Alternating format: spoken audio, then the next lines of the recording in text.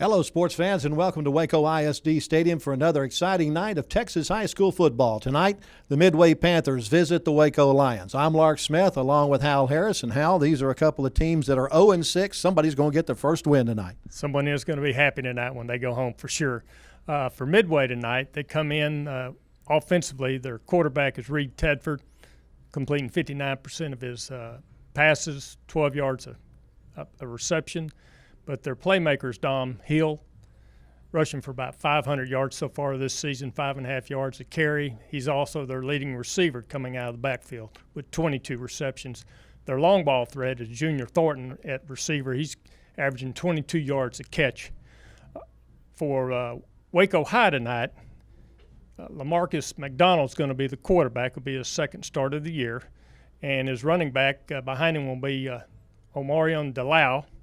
And so the key for Waco tonight simply is no turnovers, few penalties, and try to have some long, sustaining drives that either score points or pin Midway back in their own side of the field. So I look for a competitive game tonight.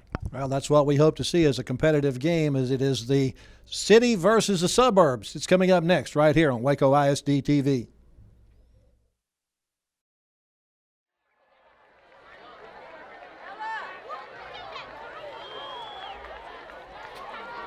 Our middle school bands have worked very hard to prepare two selections for your enjoyment this evening, including Taylor Swift's smash hit, Shake It Off, and Portugal the Man's Feel It Still.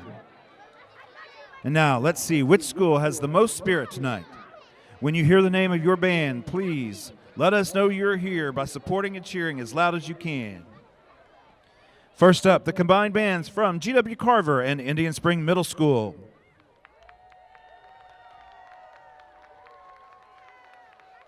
Directors are Stephanie Salazar, Dustin Helen, Kevin Linker, and Spencer Childers. The Tennyson Middle School Band.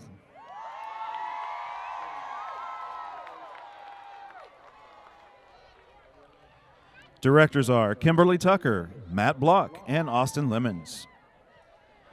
The Lake Air Montessori School Band.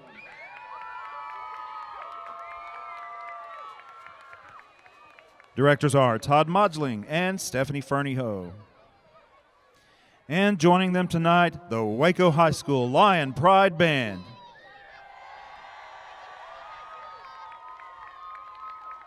Directors are Scott Stuhler, Tyler Sage, and Michelle Nelson. Conducting tonight's combined bands are Dario Contreras and Sole Valenzuela.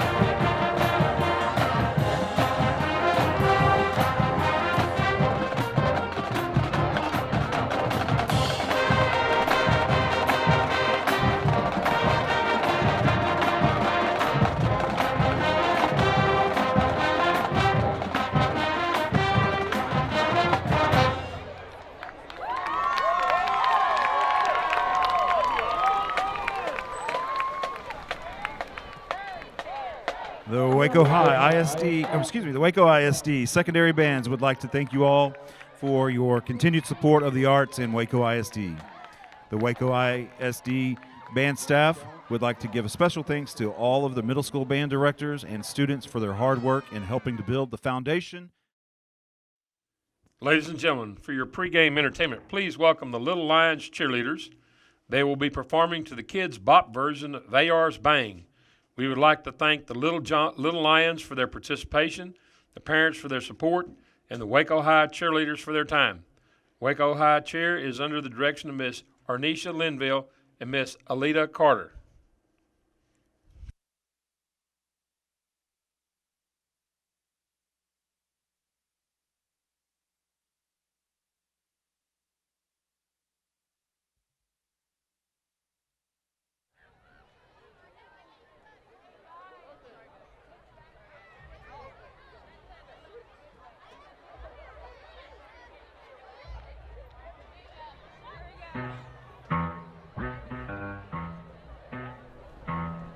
I get up, I get down, and I'm jumping around. And the rumbles and runs get so comfortable now. Been the time of my life, but I'm thinking it's time to go.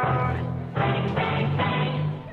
So I got an apartment across from the park. The key was in my fridge, still I'm not feeling good. Been the time of my life, but I'm thinking it's time to go. Bang, bang, bang. Here we go. Don't put your bad face on, everybody pretend you know this song. Everybody come hang.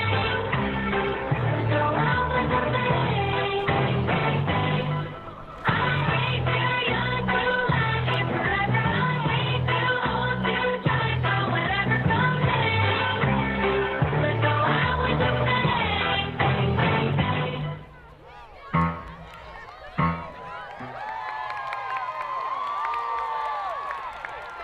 Give these little cheerleaders a hand.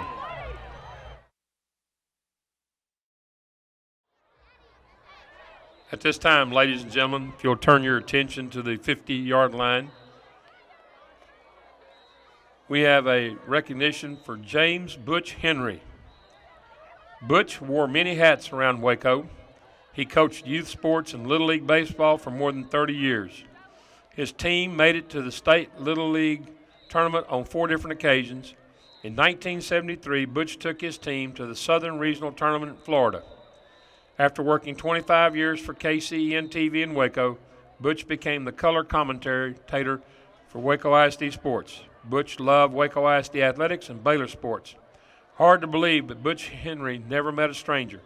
Butch always had a smile and a twinkle in his eye for everyone he visited with.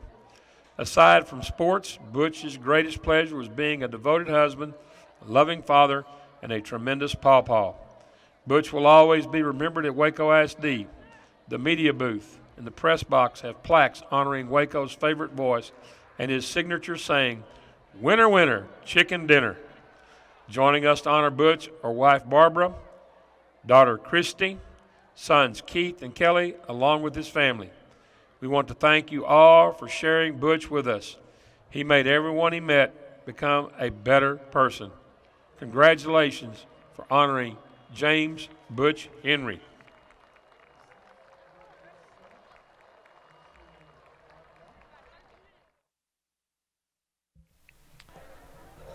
Waco Lions have made it onto the field behind their run-through, getting ready to take on the Midway Panthers. Panthers are under the direction of their first-year head coach, Shane Anderson, came over from Conley, taking over for Coach Hume, who moved back to Mansfield. Of course, Waco under the direction of Lyndon Helt, his first season, so a couple of first-year coaches here, getting a taste of what goes on between Waco area schools. These two teams have been in each other's district for several years now, and it's been a really good rivalry. You can also remember back in the days when I was in high school, it was always a rivalry, though we never played each other. It was a rivalry just at the Dairy Queen. Because Waco, or back then Richfield, was a larger enrollment school than Midway. So they never really played each other, but they were always rivals because of the Suburbs versus the city. Midway Panthers are 0-4 on the year, or excuse me, 0-6 on the year. They started the season with a 69-17 loss to Round Rock. They then took on Odessa Permian and lost 57-41. Their final non-district game was against South Grand Prairie. Got a little closer to victory there, losing 27-16.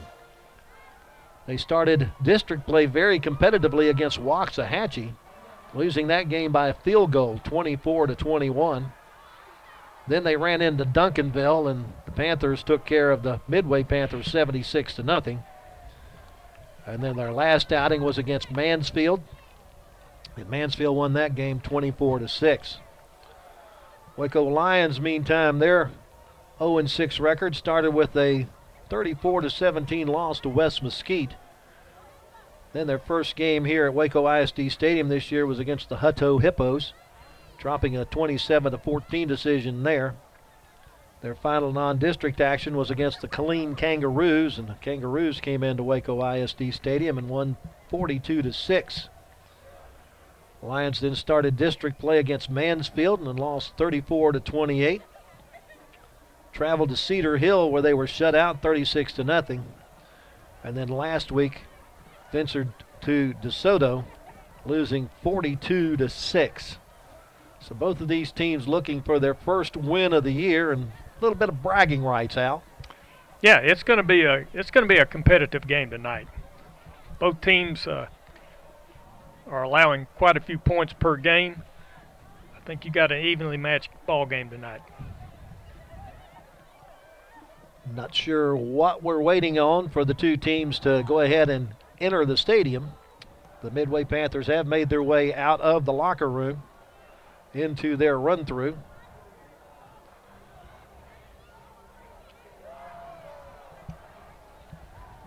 Maybe they're waiting for more fog. So here come the Midway Panthers. School colors are red and blue, but they're dressed in their all whites tonight with red and blue sleeves, blue numbers, blue helmets.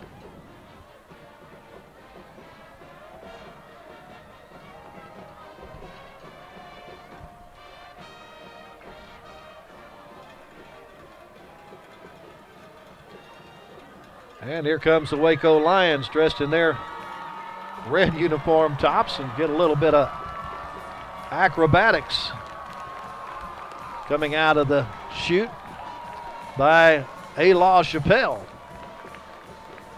Little Ozzie Smith action there.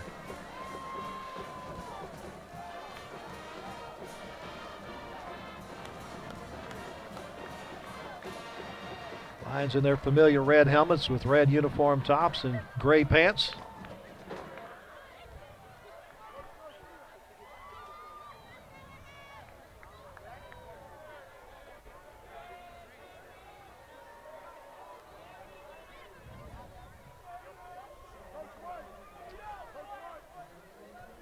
Now waiting for the junior ROTC to present the colors for our national anthem. Let's turn it over to our stadium announcer, George Snookhouse. This time we'd like to represent the Waco High Army Junior ROTC. They will be presenting our colors for the national anthem. The Waco High Army Junior ROTC is under the direction of Command Sergeant Major Willie Jones and First Sergeant James Hart. The Lions Battalion holds the highest rating a junior ROTC can have as an honor unit with distinction.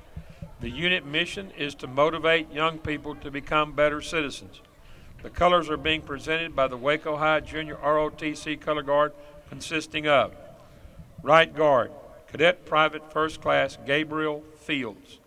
American Flag, Cadet Private First Class Ariana Melendez. Texas Flag, Cadet Command Sergeant Major Juliana Ayala. Left Guard, Cadet Corporal Nathan Puente.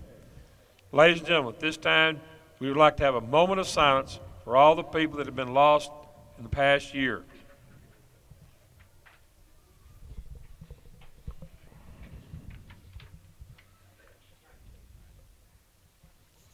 Thank you.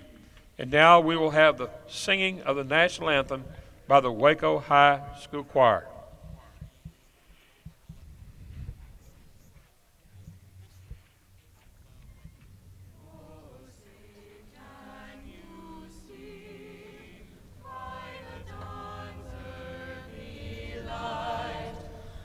So proudly we hailed at the twilight's last gleaming, whose broad stripes and bright stars through the perilous fight o'er the ramparts we watched were so gallantly streaming. And the rocket's red glare, the bombs bursting in air, gave proof through the night that our flag was still there. Oh, say does that star-spangled banner yet wave o'er the land of the free and the home of the brave? We'd ask that you remain standing as the colors leave the field.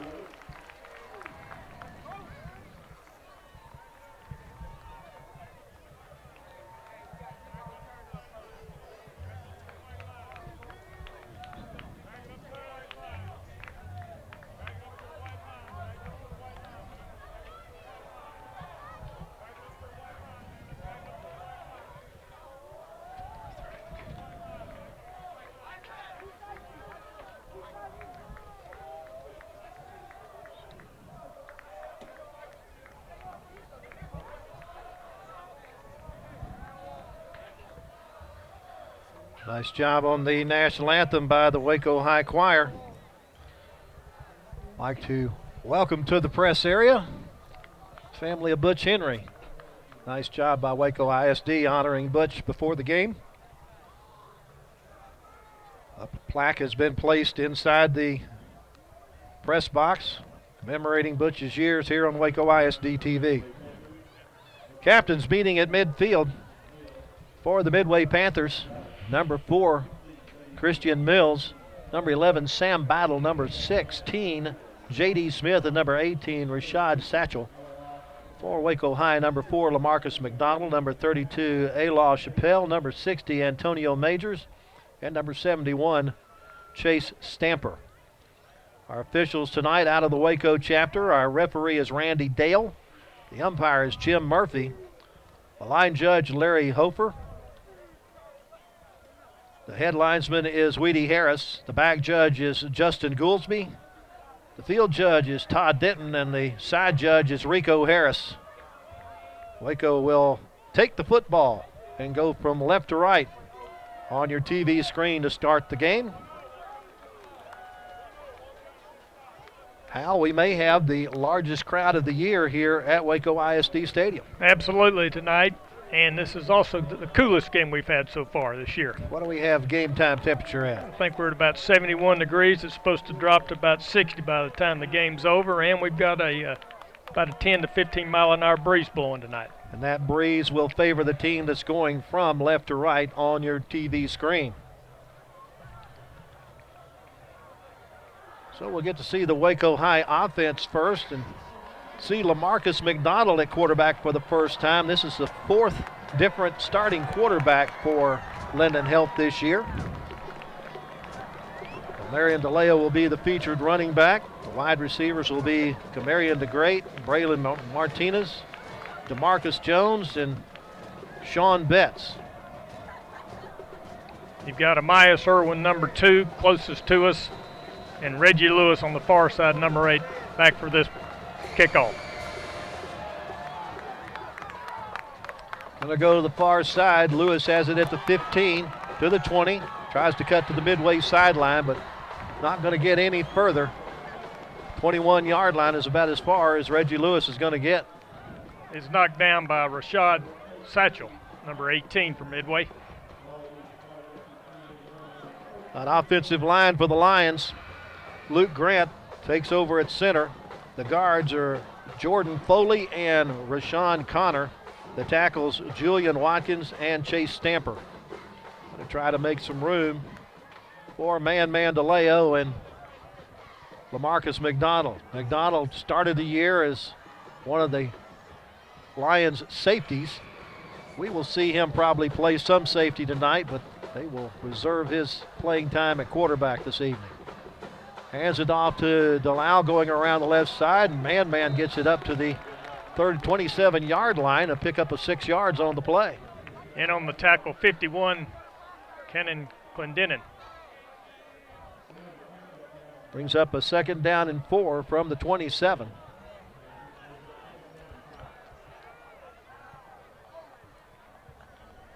Two receivers to each side. Fake the handoff. The throw across the middle is complete to Reggie Lewis. Lewis is going to be stopped shy of the 1st down, though, as he gets it up to the 29. It's only a gain of 2. Christian Mills in on the tackle, number 4 for Midway. I'm sorry, that's out to the 34-yard line, not the 29. It's a 1st down. A gain of 7 on the play.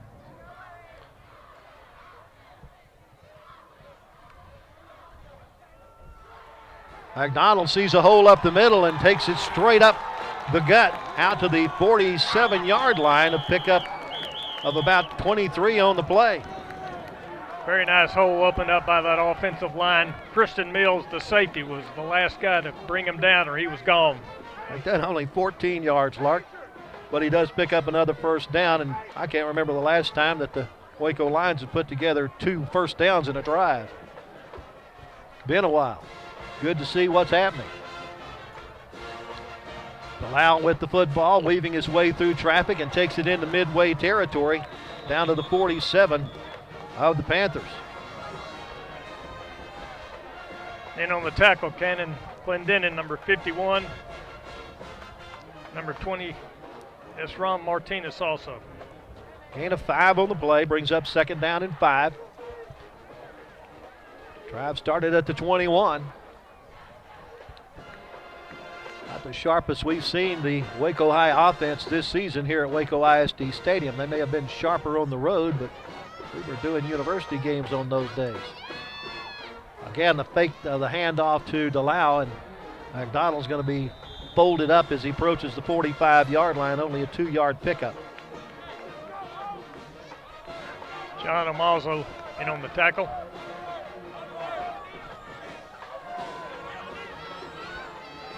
He's up 3rd down and 3 at the Midway 45.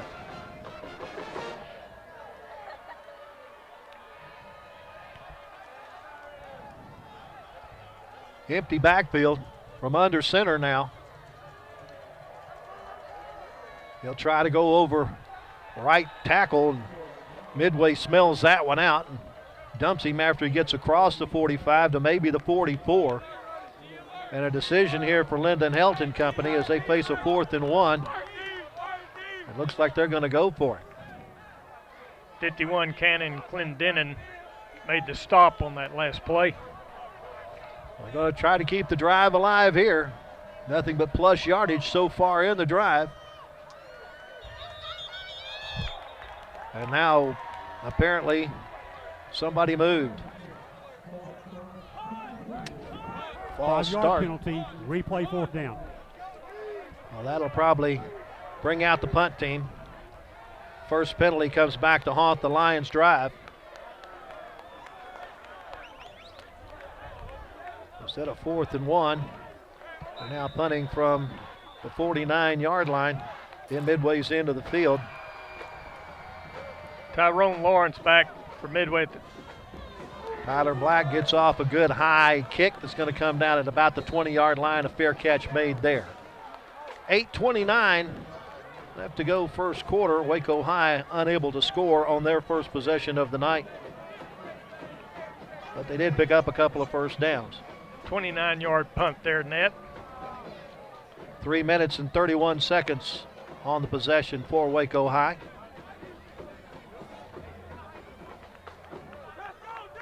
Midway will start at their own 20. Their quarterback is Reed Tedford.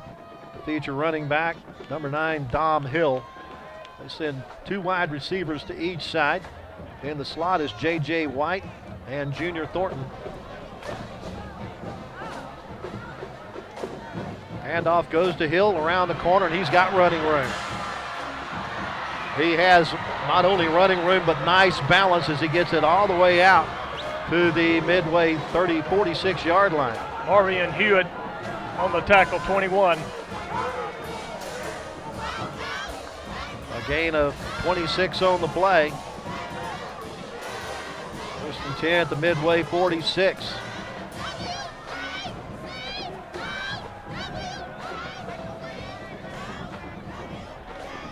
Hill straight ahead this time. Only gets a yard, or actually only gets back to the line of scrimmage, and that's it. He stood up by Jamarcus Carprew and number 44, Darren Paul, in on the tackle. An offensive line for the Midway Panthers. Their center is Blake Keith. The guards are Taylor Guerrero and Cooper McCraig Forbes. The tackles, Garrett Morphus and Carson Pullen. Second down and 10. Hill once again trying to over the left side this time, but he stopped for no gain. It'll bring up a 3rd and 10. Darren Paul closed in on that hole right there and knocked him straight down to the ground. Micah Moore, Jamarcus Carprew, and Darren Bible are your defensive linemen. Hill came into tonight's game with 90 carries for 496 yards. That first carry's got him over the 500-yard mark for the year. But Midway in a passing situation here. They'll bunch 3 receivers to the right side. They'll hand it off to Hill. Hill gets around the right corner and will be dumped at the Waco 45-yard line, but that's going to be a yard shy of the first down. And we've got a flag on the field. Alal Chappelle in on the tackle there. Holding number 88 of the offense. Will be a 10-yard penalty, replay, 3rd down. Hold against Midway. Now make it 3rd and 20. Back at the 36-yard line.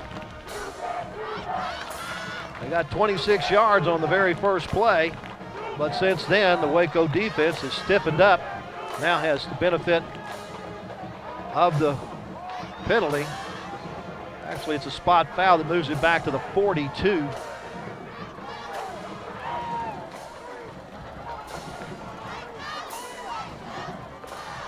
The empty backfield. Tedford looking right, under pressure, throws in the middle, and it's incomplete. Trying to get it to Hill. Or excuse me, that was number 2 that they tried to get it to. That's Junior Thornton, one of the slot receivers. Jamarcus Carprew and Vashon Hall put a lot of pressure on him. He had to dump that ball off quickly.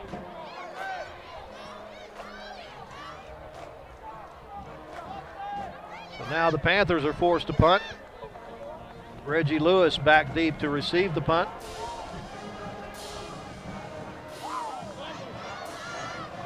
Good snap, nice rush, but he gets it off.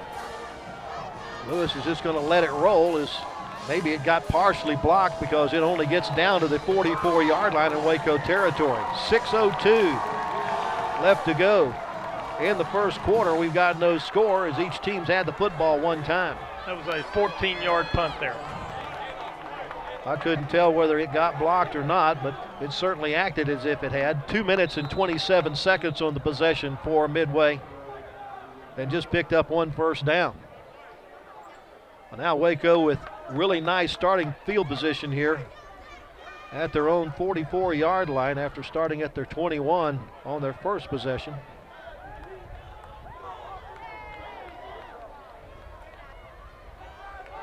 J.R. Anderson and Braylon Martinez will be the 2 receivers stacked to the far side. They put all 4 receivers to the far side of the field. That's a lateral pass. Look for a double pass, and wide open is LaMarcus McDonald at the 40. Now it's a foot race, and he's caught from behind once he gets inside the 25-yard line. Oh, boy, did I like that play. Well devised play there. Kristen Mills in on the tackle for Midway, or that was a touchdown. So McDonald with the catch all the way down to the Waco 22. 22 yards on the play. And a 1st and 10. Little trickeration has Waco High in good field position here. McDonald rolls, now has to drop back, throws for the end zone. Looking for Martinez. A 50-50 ball is incomplete. Actually, it was intended at the back of the end zone to Avontre Jones. We got a flag down on the 25-yard line. That's usually where you see holding.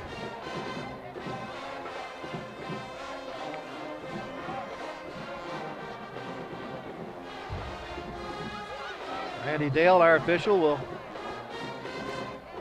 tell us what the meaning of the infraction Holding, is. number 64 on the offense. 10-yard penalty and replay, 1st down. They do take the penalty and move the Lions back to the 32-yard line, where it's 1st and 20. Midway has already substituted in 2 defensive linemen here on this second series.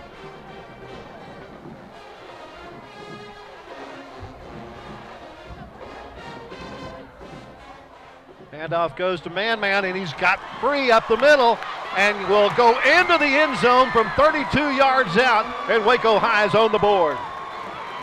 Knox Walker, number 1, was the last guy to have a shot at him at the 10-yard line, but he was unable to bring him down.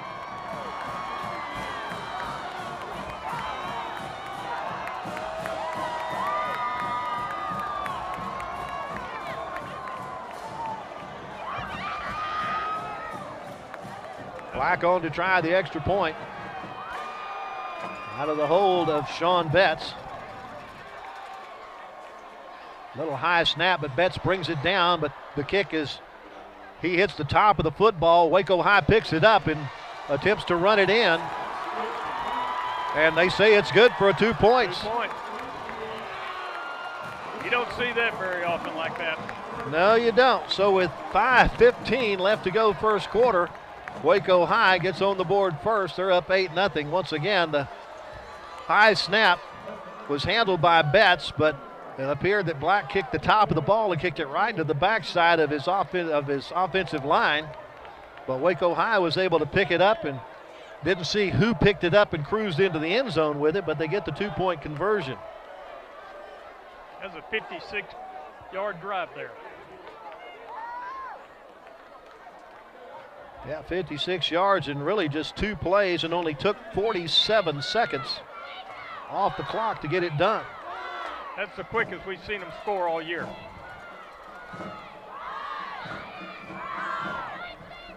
Now it's up to the defense to try to stop this thing. The nose guard is Micah Moore. The ends are DeMarcus Carprew and Darren Bible. The linebackers, Javion Moore, Darren Paul, LZ Amos, and LaShawn Hall. Cornerbacks are Tyrone Sumter and Reggie Lewis, and the safeties, Aylaw Chappelle and Marvion Hewitt.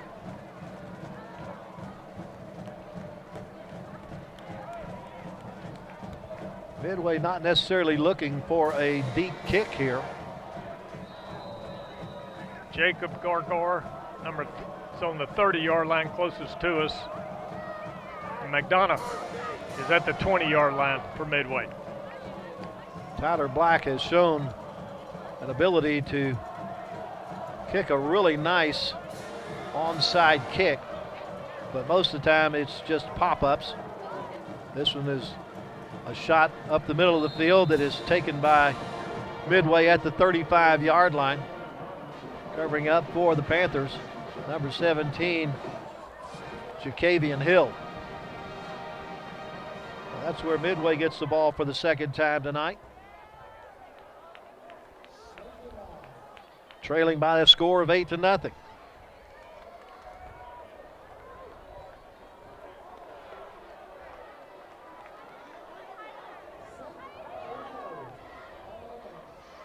Blake Keith is the center for the Panthers. The guards are Taylor Guerrero and Cooper McCraig Forbes.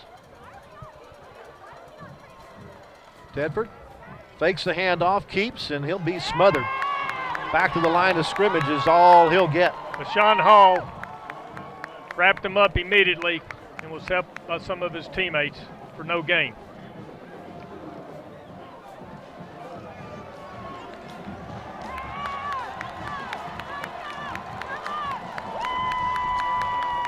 Tedford just 43 yards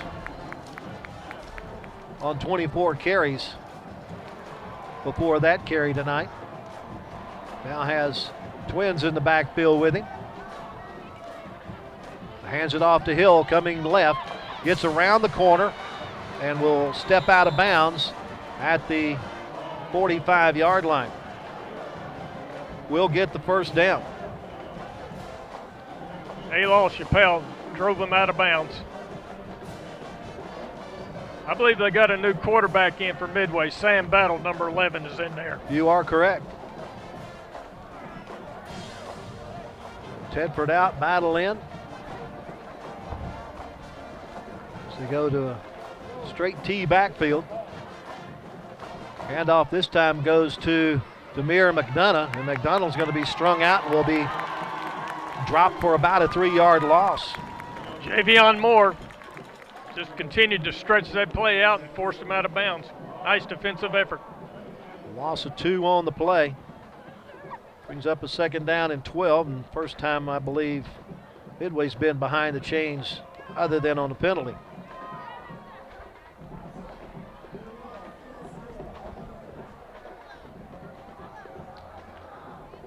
Battle waits for the snap, looking to pass.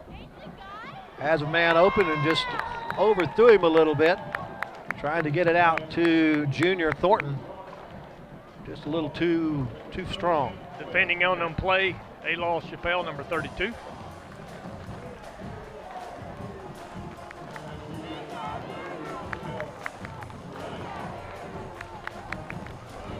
Tedford's back in the game, quarterback for Midway. Okay, thank you. 3rd and 12 at the Midway 43. Straight drop back, looking to his left, throws down the center of the field. 50-50 ball is caught. Outstanding job by Thornton there to bring that one down, but the officials rule it's incomplete. See it on the replay here. Yeah, it looks like he didn't catch it. Yep, he was when he had it at the top of at the height of his jump, but when he came down, it came right through the helmet of one of the Midway or Waco players. Javion Moore and Marvion Hewitt were right there in double coverage. Once again, the Waco defense comes up with the stop. Reggie Lewis is back for Waco High at the 30-yard line. Waco got maybe a piece of the last punt. Didn't get close this time, though. But still not a very good punt.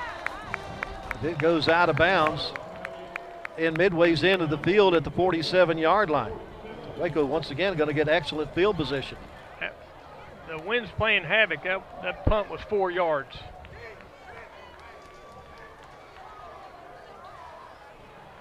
Just a minute 17 on that possession for Midway. 3:58 left to go first quarter. Waco has the lead at 8-0. And in Midway territory at the 47-yard line. See what Lyndon Helt has in store for his offense on this series. Hands it off to DeLeo, and man makes it down to the 41-yard line before he stopped. Christian Mills in on the tackle. He's been making a lot of tackles for Midway tonight, number 4. Give him a gain of 6. Just 4 carries for man. He's got 40 yards already. Has the football again around the left side. with the pat drill will get the first down as he gets up to the 36-yard line. He's tripped up by Knox Walker, number 1 for Midway.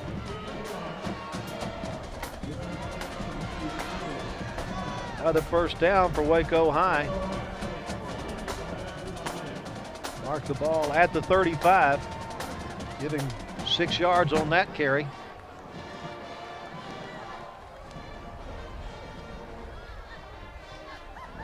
Clock rolling with 3:05 left to go, first quarter. Waco High trying to get a 2-touchdown advantage here.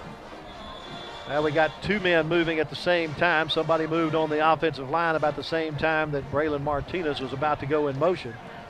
So that'll move the offense behind the sticks.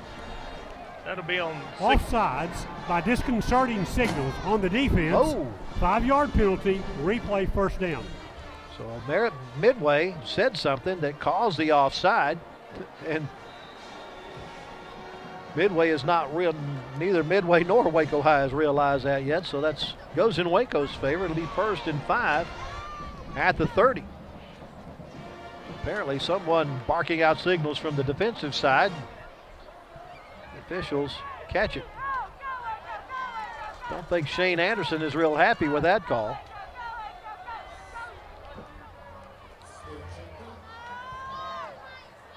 Martinez sets up in the slot on the near side. McDonald gets out from under a rush, throws, and it is incomplete. Trying to get that to Martinez. In the middle of it, though, was Christian Mills. That's a pretty good idea on 1st and 5 to try to go deep with it. He flooded the zone with 2 receivers. It was close.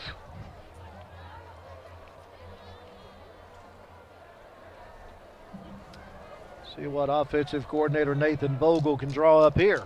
Facing 2nd down and 5 at the Midway 30. Anderson, the lone receiver at the top of your screen. McDonald on the keeper. Gets away from one would-be tackler. Then there's a flag thrown well behind the play. That's usually where we see holding. He was wrestling. Holding number 52 on the offense. 10-yard penalty, replay 2nd down. Parker Evans, number 53, in on the tackle. All for naught, though. Waco High is going to give back that yardage that it gained on the Midway penalty earlier. This is going to take it back to the 40-yard line. It'll be now 2nd down and 15.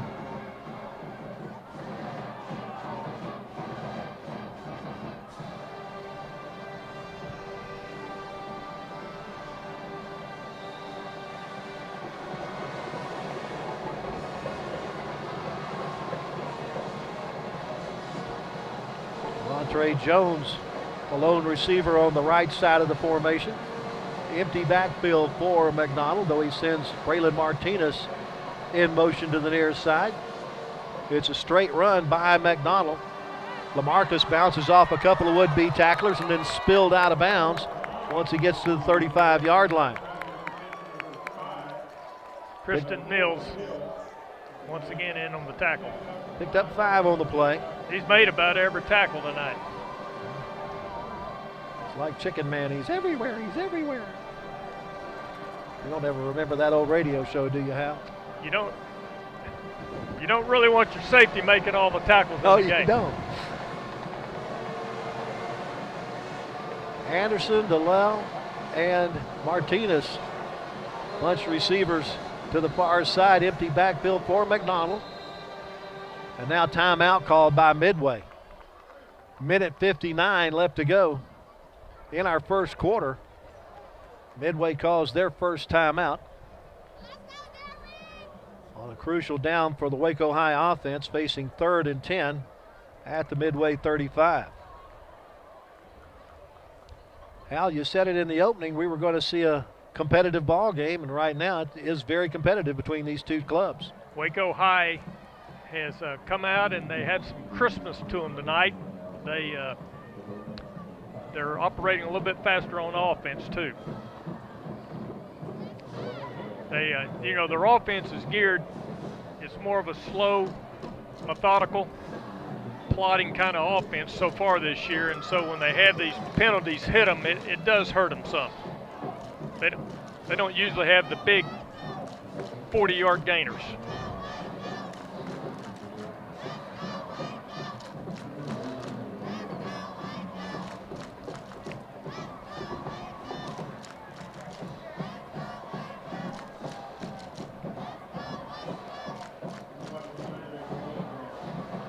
Trying to figure out what the head linesman came to the sideline of the coaching staff. Apparently, there's going to be a presentation here in the time between the first and second quarters, and they wanted the lights off on one of the golf carts.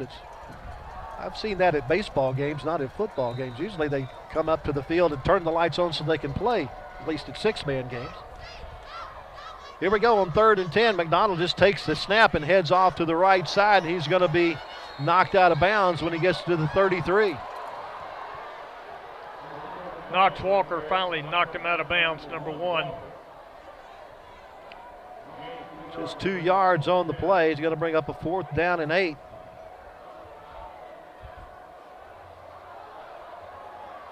Tyler Black onto the field.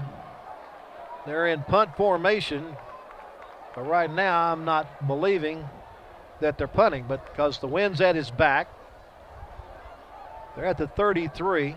There's no one back for Midway. They're not buying it. Snap is back to him, and he will punt it. Punts it toward the near corner. A Waco High player was down there to try to stop it, but it gets into the end zone. It just took the wrong type of hop. He needed a little backspin on that one. Nice try, though, to try to pin the Panthers very deep with 1:44 left to go in the first quarter. Waco kept it for 2 minutes and 14 seconds on that drive.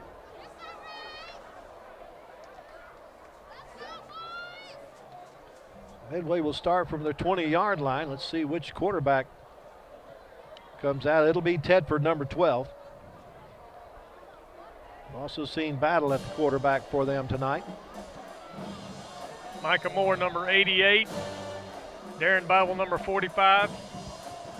Number 9, Jamarcus Carprew are in the defensive line for Waco High tonight.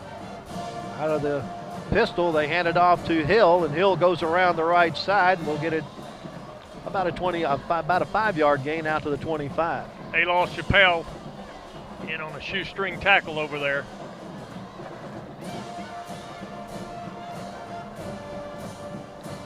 Hill's carried the ball 5 times for 41 yards now, and 26 of those came on the very first carry of the game.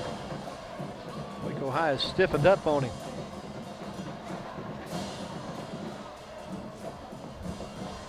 Hand off to Hill over left guard. He runs into a linebacker and will gain maybe 2. LZ Amos, number 22, brought him down. Be 3rd and 3 from the 27.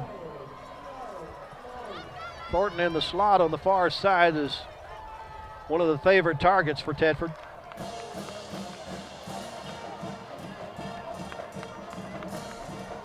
They hand it off to Hill straight up the middle, and Hill will bounce off of Waco players until he gets to the 31 and picks up the first down.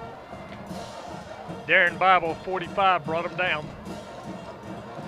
Pick up a 4 on the play. Clock continues to roll. Maybe one more play before the end of the quarter. One of the offensive linemen, Garrett Morphus, number 75 for Midway, was hurt and is out of the game.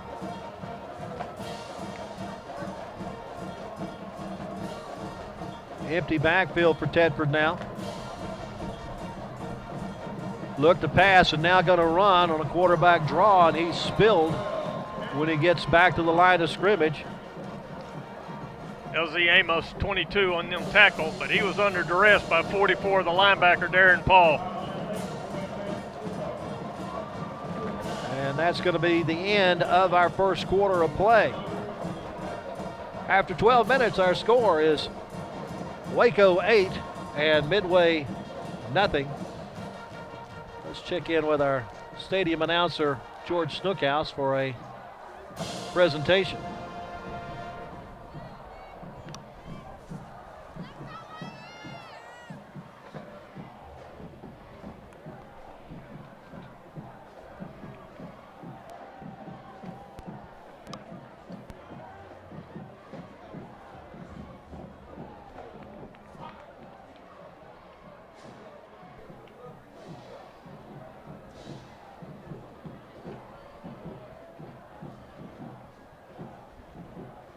At this time, if you'll please turn your attention to the field for a special recognition for the Athletic Honor Roll.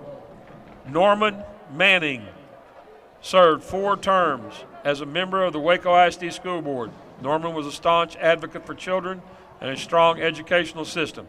He was a consistent face in all of our schools, listening to principals, teachers, and students.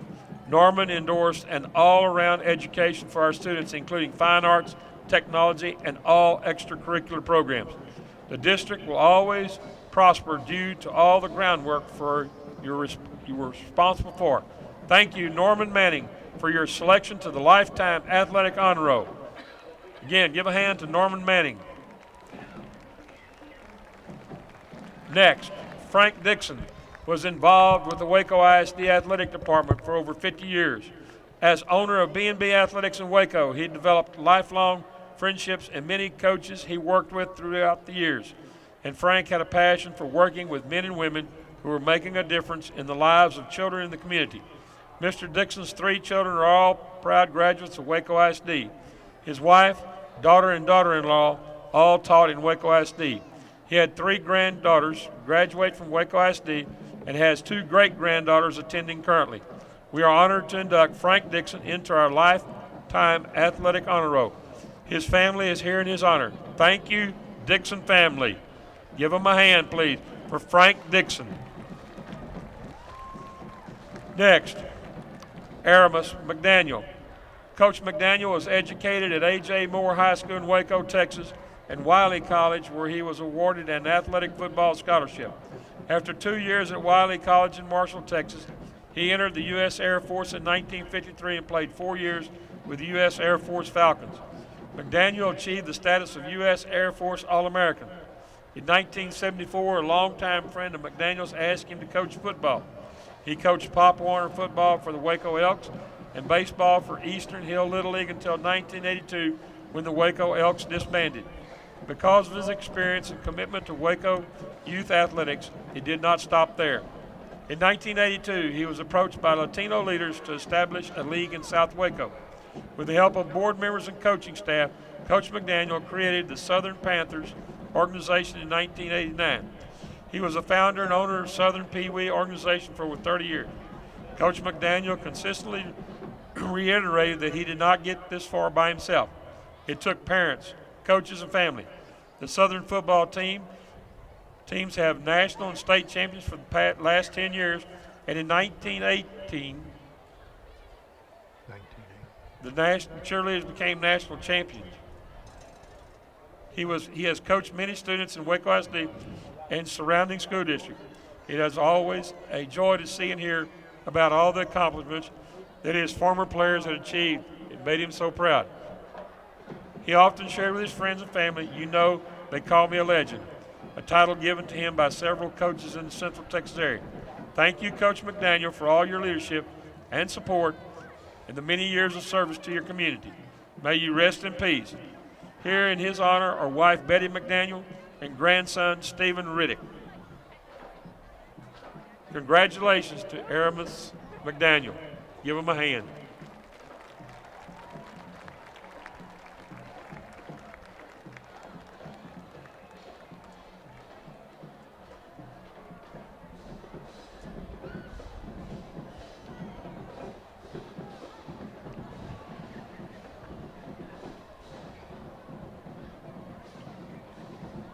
Well, some first half stats for you. Midway has run 13 offensive plays for just 44 yards, or 0 for 3 passing. Meanwhile, Waco High has run 14 offensive plays for 108 yards, 2 of 4 passing for 29, but most of the yardage on the ground, averaging 7.9 yards per carry. So Hal, a nice offensive output for the Lions here in the first quarter. Absolutely. It's probably the best offensive output we've seen all year. They just look quicker tonight.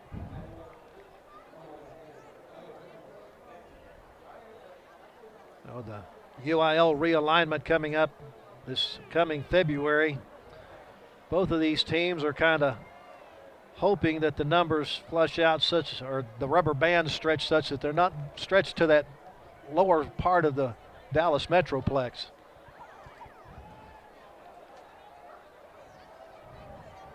All right, we're ready to go for our second quarter of action. Midway facing a 2nd and 9 at the 32-yard line in Panther territory.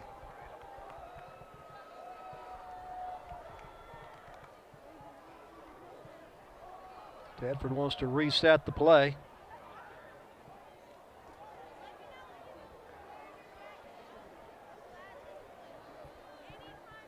Looking to pass. Screen pass is complete, or incomplete to Hill. Hill Pass is intended for number 9. Hill falls incomplete. Brings up 3rd down. Make the turn. He just didn't watch the ball all the way in. Waco High was not fooled on that screenplay, though. They had 2 defenders right there that would have brought them down. I think you've seen that on video. Brings up a 3rd down and 9 from the 32. Waco High defense has done a great job tonight so far. Tedford again looking to pass. Gets rushed, flush from the pocket, and will be out of bounds before he throws the ball away. And the loss is going to be back to the 25-yard line. Jamarcus Carprue was putting tremendous heat on him there. So a loss of 7 on the play brings up a 4th and 16 back to the Waco 25.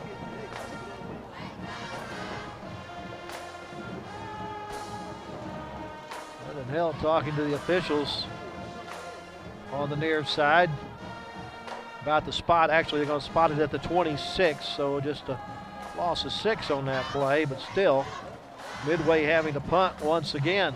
Reggie Lewis back on the 45-yard line. James Satterfield gets the ball away. Lewis lets it bounce and watches it go out of bounds at the 33-yard line, and Waco's into the field. 11:38 left to go first half. 42-yard punt there.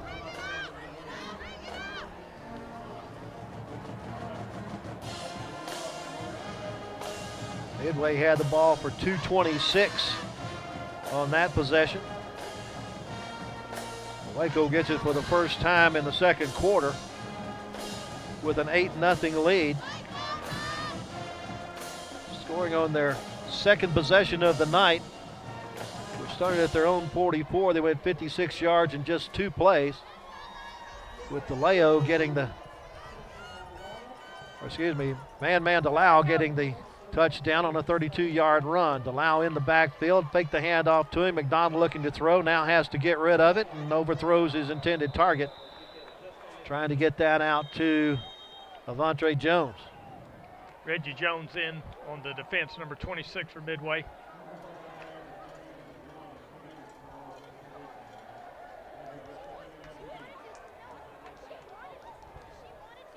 Is there a flag on the play, or are we just taking time to spot the ball? Apparently there was a flag on the play. Number 62 on the offense, ineligible downfield, will replay first down after a 5-yard penalty. Just a 5-yard walk-off, 1st and 15. Takes it back to the Waco 28. Not sure I wouldn't just decline that penalty. Fake the handoff to DeLau. McDonald has the football and is downfield inside the 40 and steps out of bounds at the 41. You can see the quickness that LaMarcus McDonald has. Yeah, he's incredibly quick. Angelo Benson forcing him out of bounds. Picked up 14 on the play. Brings up a 2nd down and 1. It's a way to overcome that 5-yard penalty.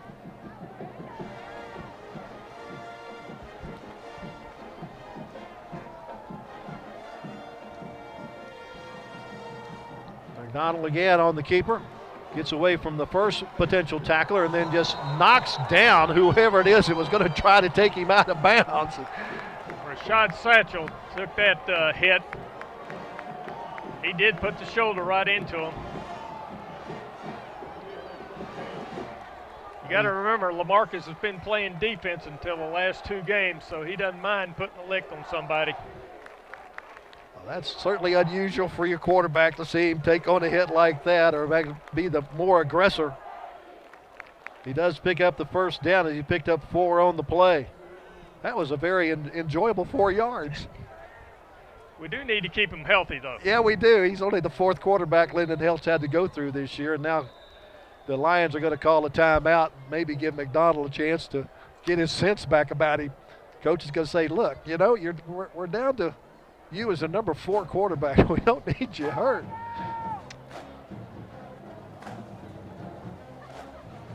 Offensive line is doing a nice job tonight of opening up some holes. They're able to get around the corner, which has been difficult on some games. Mm-hmm.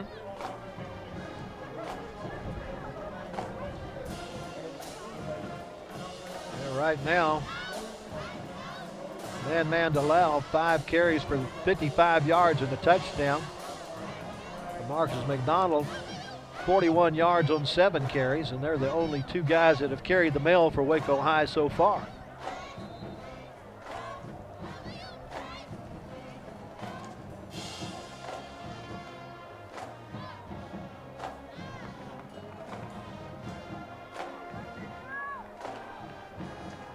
Jones, the wide receiver, to the far side. Martinez in the slot on the near side.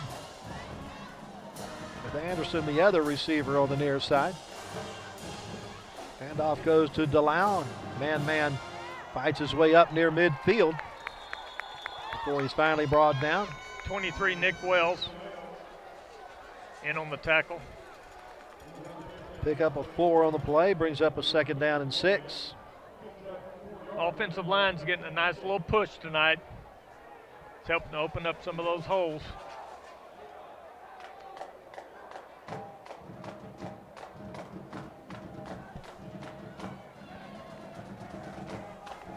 Nathan Vogel singles in the play from the near side.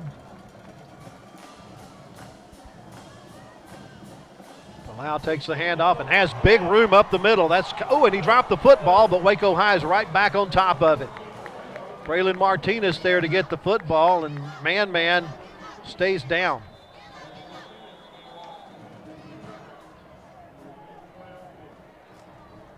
Braylon Martinez was there to make sure that the ball stayed in Waco's possession.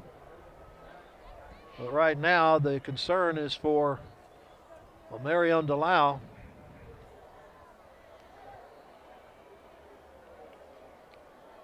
As the training crew is out to take a look at him. It looked like he pulled something there. Well, Justin Eford and company have him on his feet quickly. Maybe he just had the breath knocked out. Gonna have to set out at least one play. He got the ball down to the 37-yard line to pick up a 13 and another first down for Waco High. And they're in Panther territory.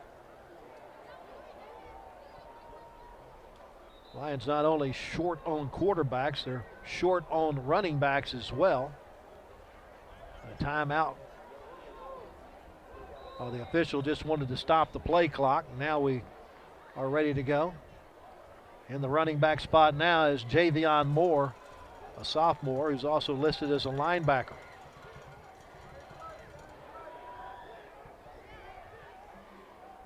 Moore takes the handoff, has some running room, follows his blocks well, and just keeps the legs churning. Maybe got to the 34-yard line. Eric Estrada was the one who held him up and then got help from 3 or 4 of his other buddies to push him on out of bounds. Moore picked up 3 on the play to the 34-yard line. Delau back in at the running back spot now. Nick Taylor Harris, number 22, in at the right defensive end for Midway. Bit of a high snap. McDonald pulls it down, throws in the flat to Martinez, and he's flattened as soon as he catches the football. Knox Walker in on the tackle, number 1 for Midway. Looks like they're going to lose yardage on the play back to the 36. Forward pass should not lose yards. It brings up a 3rd down and 9 for Waco High.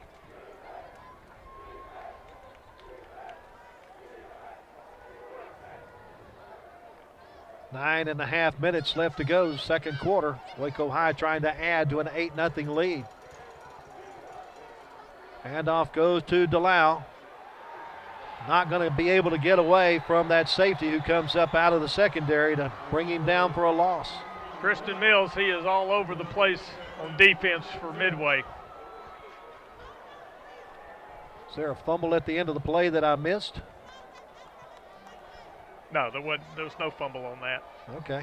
He just shoved him down to the ground. Okay. They were acting as if the ball had gone over on downs, but it's back to the 39-yard line, a loss of 3. Brings up a 4th and 12. Black in to punt. Nobody deep for Midway. He'll kick a low liner that'll take a Waco bounce. It's off of Midway Panther, but he's able to get back on top of it. Boy, that was dangerous on the part of Reggie Jones to try to pick that one up. They had 3 Lions right there on top of him. Yeah. They were very fortunate to get that ball back. You got to just let that ball die and get away from it. That was a 27-yard punt. Waco had the ball for 3 minutes and 1 second.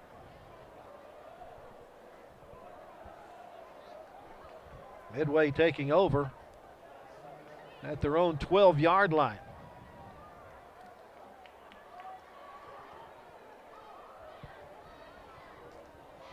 This Tedford at quarterback with Dom Hill in the backfield.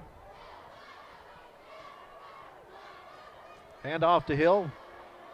Gets a little help from one of the pulling slot backs, but he'll be able to roll his way up to about the 19. They lost Chappelle, 32, in on the tackle, along with 44, Darren Paul.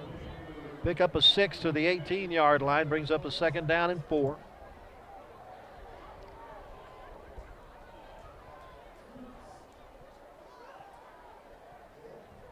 Hill once again trying to get around the right side. Carprew held him up long enough for the rest of the posse to get there for no gain. But Sean Hall finally knocked him down, but you're right, Carprew was one who stretched it out. And brings up a 3rd down and 4. I don't believe Waco High tonight is substituted at all in their defensive line so far.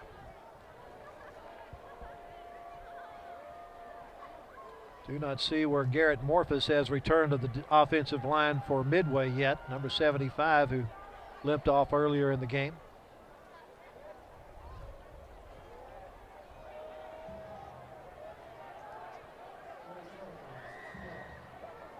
Back to pass, Tedford throws in the flat. It's complete to Thornton, and Thornton is hit immediately and pushed backward. Forward progress only going to be up to the 25. Yeah, Willis Fisher right on top of that play on defense. Will pick up the 1st down, though.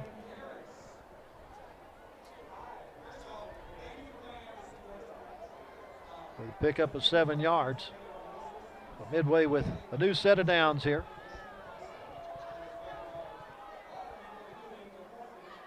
Looking to pass in the flat to Hill, and Hill's got the ball, gets around one would-be tackler, but then slips and falls as he tries to make his cut. And we'll get a couple of yards out of it, but that's it. We got a flag down on the 30-yard line. Maybe.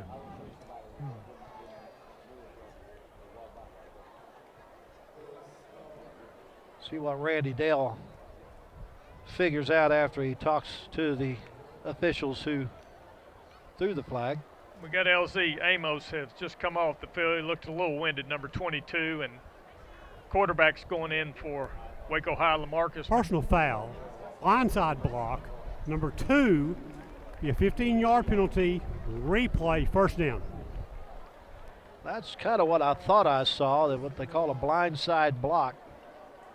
Right there, just as the pass was being thrown. Going to bring up a 1st and 25. So that's a 15-yard personal foul penalty. So we got Lamarcus McDonald in at one of the linebacker positions, number 4 for Waco High. He's in to spell LZ Amos for a couple plays. They take the ball all the way back to the 12-yard line where Midway started this drive, so they're basically starting over. But it's 1st and a bunch. On a delay handoff, Dom Hill gets across the 15-yard line before someone cuts him down at the ankles. That was McDonald who knocked him down.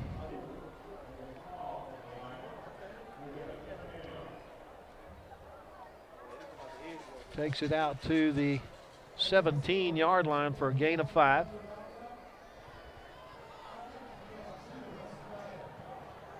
Scoreboard says it's 2nd down and 18. I'll go with it. Handoff goes to Thornton, and he's spilled before he can turn the corner. Maybe a half-yard gain for Thornton. Looked like he just tripped, but Darren Paul was right there, 44, to make sure he stayed down. We'll give him a yard to the 18. Brings up a 3rd down and 17. Appears to be a passing down, but let's see what Midway does. Last time they tried a screen pass in a situation like this, and Waco was right in the middle of it. Hill stays in to block, going deep down the near sideline. Nobody's home. Nice coverage there by 16 Willis Fisher. That play didn't fool anybody. Trying to go to Thornton, and Thornton wasn't anywhere near where the pass was going. No, not at all. So Waco High defense holds once again as Midway backed up to their 18-yard line. Satterfield into punt.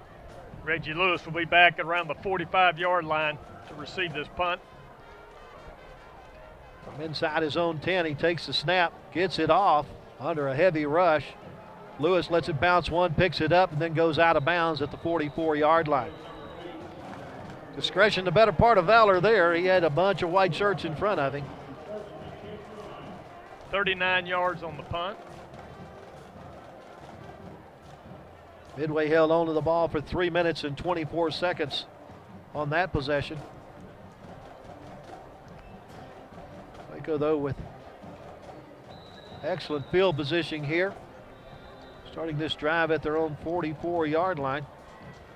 Matter of fact, that's where they started their touchdown drive, was their own 44, and they went 2 plays and 56 yards to get the only touchdown of the game on the 32-yard run by Delau. He's in the backfield with the quarterback, Lamarcus McDonald. McDonald looking to pass, has nice protection, throws down the middle, and it is complete to Martinez at the 25-yard line. Or excuse me, that was Reggie Lewis that got to him. Well, I'll try. Yeah, it was Martinez. It was Martinez. Yeah, okay. All the way down to the mark 25. To the Marlin. Here we go. Midway 25. I don't know what city I'm in. 31 yards on the play. Maybe the longest pass play of the year for Waco. McDonald trying again. This was incomplete. That was intended for Martinez, and he had him. He just overshot him.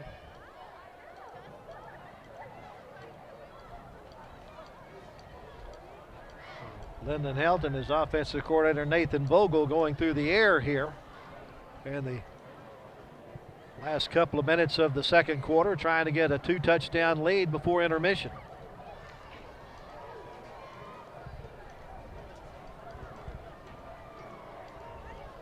McDonald holds on to the football, trying to get away from ankle tackles. Pulls the Panther up to the 24-yard line for a 1-yard pickup.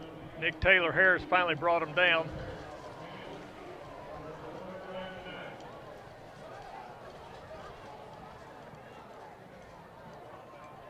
We'll see if they go back to the air here on 3rd down and 9.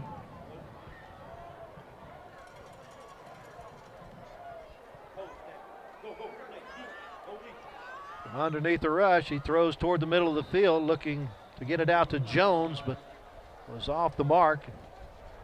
Now we do have a flag, though, on the near side.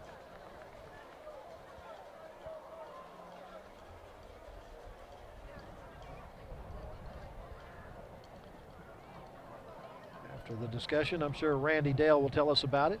Offside Midway. So a free play there.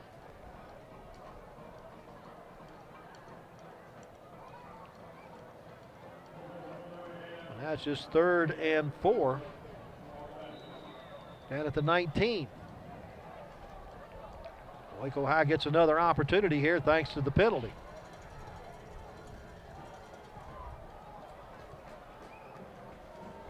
High snap, fake the handoff to Delau. McDonald keeps the ball, hurdles a couple of would-be tacklers and goes out the 10-yard line.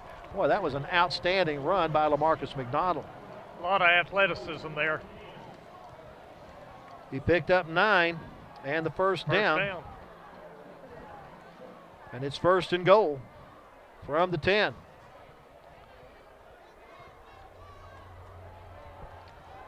Empty backfield.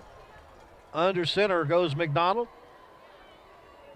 He'll run it straight forward ahead. And the whistling dead on forward progress, so he never went down. Boy, you talk about a fighter. I don't know what they were trying to get on that particular right behind, taking the snap right underneath the center as opposed to the shotgun, which they've been doing all day. Now, Midway does have a lot of hands on their hips on the defense right now. That so may they be are a little gassed. Yeah, that may be the reason why they tried that play. 2nd and goal. McDonald keeps it after the fake to Delau, stays on his feet, but will only get back to the line of scrimmage. Nick Taylor Harris, 22, in on the tackle, along with a couple other men from Midway. Midway with only about 20 yards of field to defend here, stiffening up.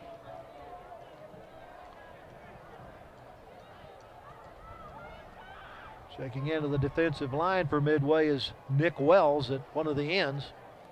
I think they're going to call a timeout, Mark. Let the clock run down to the. They have not called a timeout. Well, I'll take that back. Waco Hall has called one timeout. So this will be their second with 2:18 left to go. So far here in this first half of play, Waco High has run 27 plays for 181 yards. Midway, meanwhile,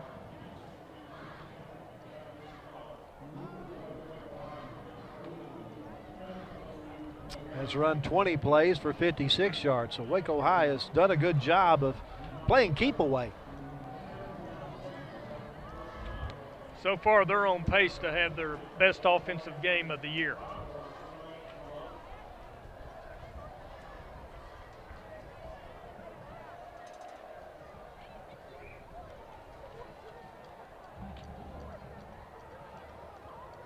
So it's 3rd and goal from the 10. Waco High trying to add to an 8-0 lead. Martinez will be in the slot on the far side with Sean Betts. Now Martinez goes in motion back to the near side. And fake the handoff to Delau. McDonald keeps it and gets it down to the 8.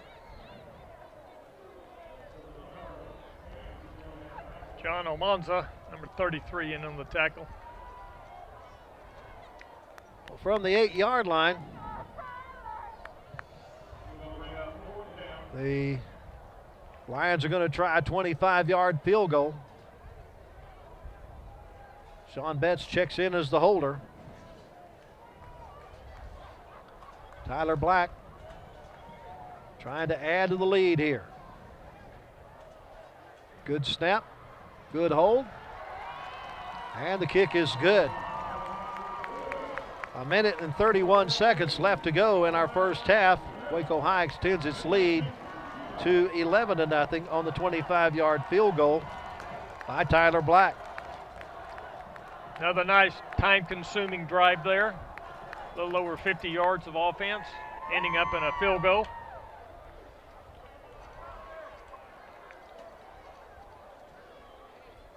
Yeah, they used 3 minutes and 32 seconds of the second quarter clock to move into field goal range from their own 44-yard line. So Midway will get one last opportunity here to get on the board before halftime. But the Waco defense has done an excellent job keeping them off the board. Again, Tyler Black doesn't necessarily kick the ball deep. If he does catch Midway not playing deep enough, he might try to kick it over their heads. Jacob Gargar is at the 20-yard line for Midway, but they are playing way up in anticipation of a short pooch kick. Black kind of surveying the Midway kick team as to what he wants to do with it, getting instructions from the special teams coach on the sideline. Pooches it to the far side where there's nobody there near the ball. Scramble for the football, and I believe Waco High may be back on top of it.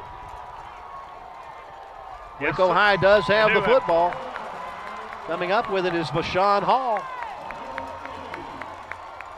And Tyler Black picks the spot that's empty and ends up giving the ball back to Waco.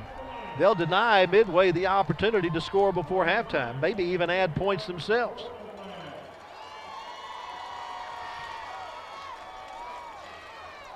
Tyler Black and his kickoffs, they're a definite offensive weapon, have been all year. Certainly have been.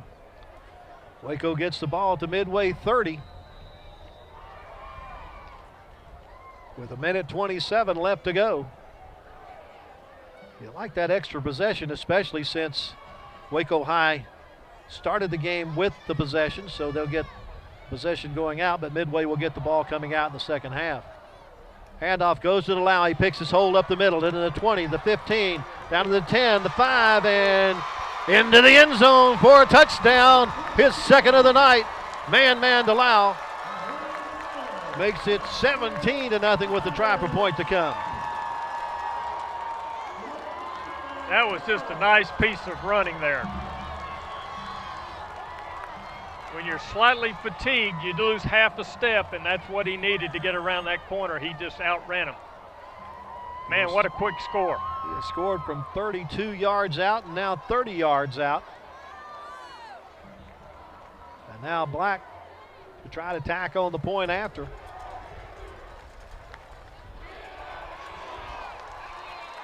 It is good. 1:17 left to go. And Waco High is up their advantage to 18-0. One play, 30 yards. It took them 14 seconds to do it. There is a lot of excitement on that bench down there tonight.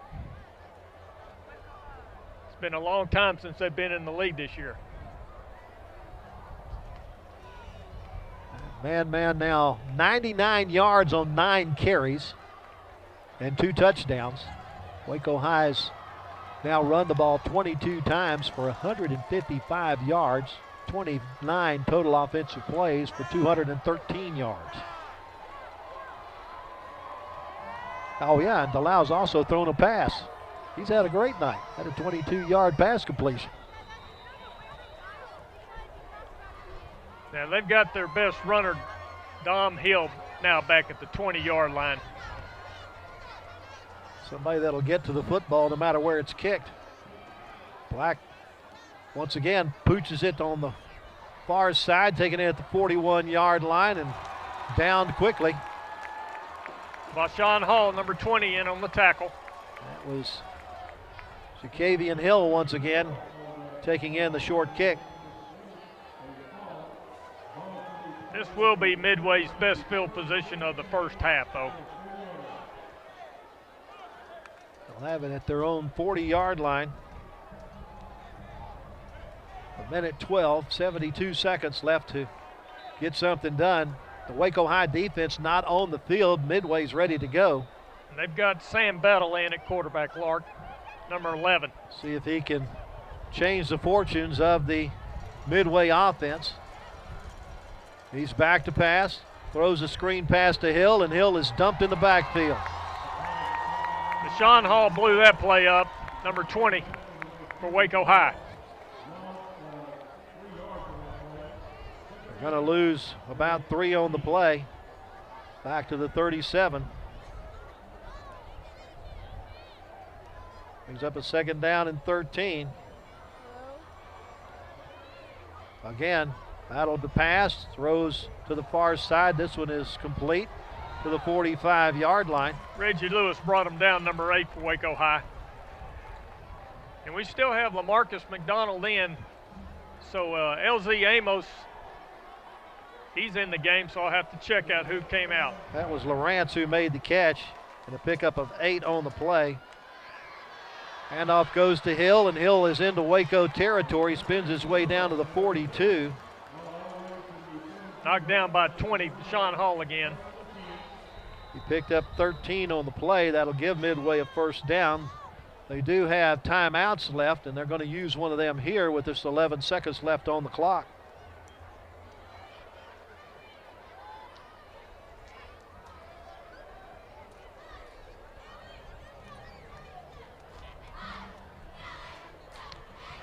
Dom Hill, we knew, was going to be the main mail carrier for the Midway Panthers tonight. He has carried the ball 11 times for 71 yards.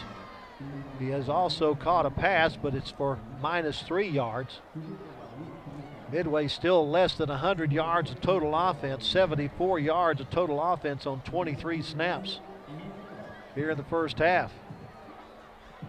Waco High clicking on both ends, both offensively and defensively against the Panthers.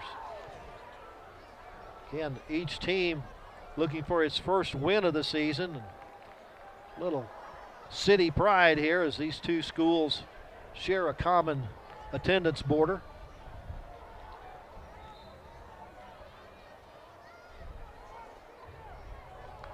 A long-standing rivalry between these two schools. So we got Marvion Hewitt, 21, LaMarcus McDonald, number 4, and then A.L. Chappelle, number 32, all back about the 20-yard line in anticipation of a pass here. Playing to prevent. Battle back to pass. Goes to the left side, and it is caught and fought for between, there was a simultaneous catch between the defender and the offensive player. Clock is stopped with 3 seconds left. Neither one of those players wants to give up the football. Marcus McDonald was over there trying to pull it away, but coming down with the football was Tyler Gully, number 27.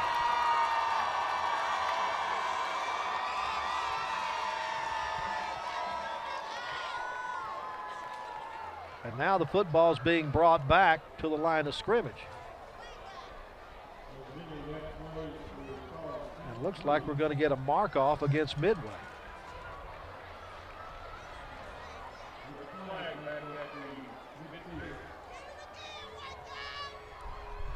Holding on the offense. 10-yard penalty, replay, first down. So all of that grappling for the football for naught, as the holding penalty brings it back to the line of scrimmage. That was an expensive penalty there. That cost them about 37 yards. Certainly did. The 1st and 20. They're back in their own territory. And Midway calls its final timeout, I believe. They're back at the 48.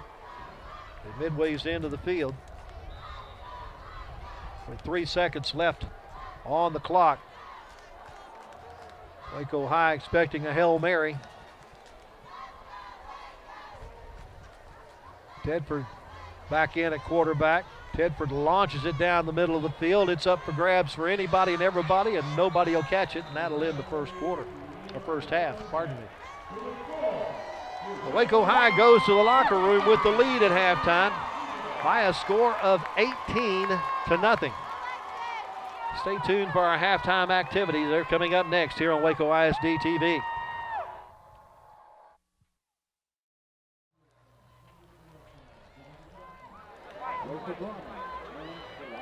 I might say. Scarlet Line officers are Captains Braden Aguilar and Raylina Ramos. The dancer of the week is Natasha Jones, and spirit member of the week is Ladariel Roberts. The Scarlet Line will be performing a dance routine to Pretty Fly.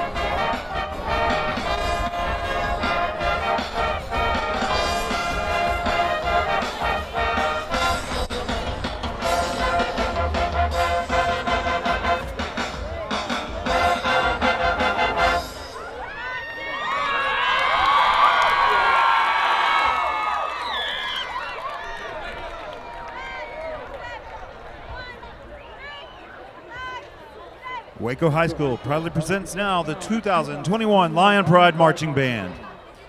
The 2021 Waco High Band is under the direction of Scott Stuhler, Tyler Sage, and Michelle Nelson. Percussion is instructed by Adrian Rodriguez and Austin Lemons. The color guard is instructed by John Harris. Visual instructors are Kevin Lanker and Zachary Lancaster. Student drum majors are Sole Valenzuela and Dario Contreras. A very special thanks goes out to all of our band booster parents and volunteers. Tonight, the band will be performing their competition program entitled The Show Must Go On, featuring the music of Queen, The Greatest Showman, and Vivaldi.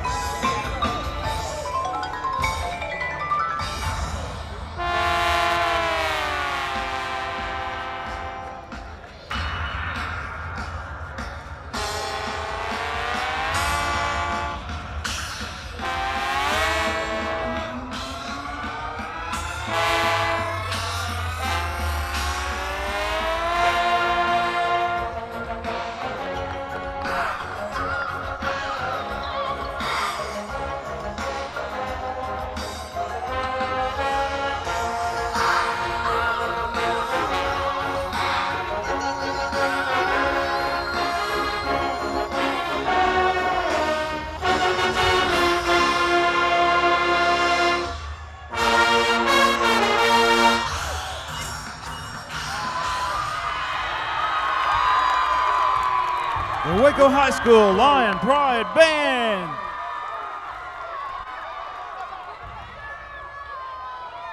The band would like to thank you for your attention this evening and for all of our parents and band. Hope you enjoyed our halftime activities. Waco High Band and the Midway Band. We are about to get the third quarter started here with Waco High on top of Midway by a score of 18-0. Hal, you got some first half stats for us? I sure do. Waco High had 10 first downs in the first half to Midway's 3. Waco High ran 29 plays for 213 yards. Midway ran 24 plays for 75 yards. For the Waco Lions, the leading rushers were Omarion Delau, 9 carries for 99 yards, and their quarterback, LaMarcus McDonald, 12 carries for 53 yards. For Midway, their leading rusher was Dom Hill, 11 carries for 71 yards. Passing, Waco was 4 of 7 through the air for 58 yards. Midway was 4 of 9 for 13 yards. Waco had possession of the football 13 minutes and 9 seconds. Midway had it 10 minutes and 51 seconds, and we have a score of 18-0, Waco High leading going into the second half. Midway will get the football to start the second half of play. A little bit more of a conventional return team for the kickoff than what we've seen after Tyler Black crossed him up with a pooch kick that Waco High recovered at the end of the first half. They're looking to cover anything that Tyler Black might try to find an empty spot.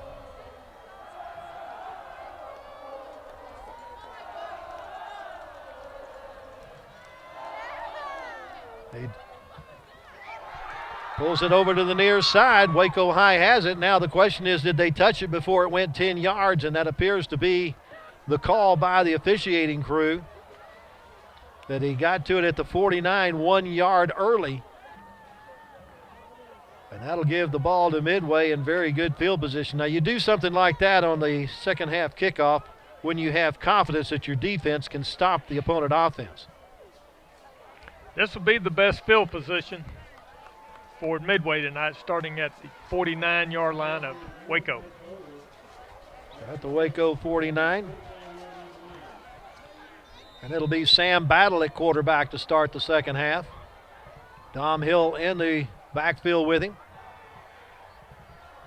3 wide outs to the far side, 1 to the bottom of your screen. Handoff goes to Hill straight up the middle. And he'll turn his legs and push the pile forward until he gets up to about the 41-yard line. A gain of 8 on the play for Dominic Hill. Deshaun Hall was in on the tackle. Midway back to the line of scrimmage quickly. Again, the handoff to Hill, trying to pick a hole. He has the first down and then is folded over when he gets to the 38. Pick up a 3 and a first down. Micah Moore in on the tackle. Looks like some simple strategy. They're just going to try to run it straight ahead into this 3-man defensive line of Waco High. See if there's any adjustment by Waco High's defensive coordinator, Tyler Holcomb. Hill goes in motion. The throw goes the opposite way, though, in the flat to Thornton, and Thornton is knocked down when he gets to the 36-yard line. Shoestring tackle by A-Law Chappelle, number 32. Just to pick up a 2 on the play, brings up a second down and 8. As Midway tries to cut into an 18-0 deficit that they had suffered at halftime. Again, battle to pass, throwing down the sideline and overthrows the intended target, trying to get that out to Teron Lawrence. Reggie Lewis in on the defense. He was open, but Battle just overthrew him. They'll bring up a 3rd down and 8 at the Waco 36.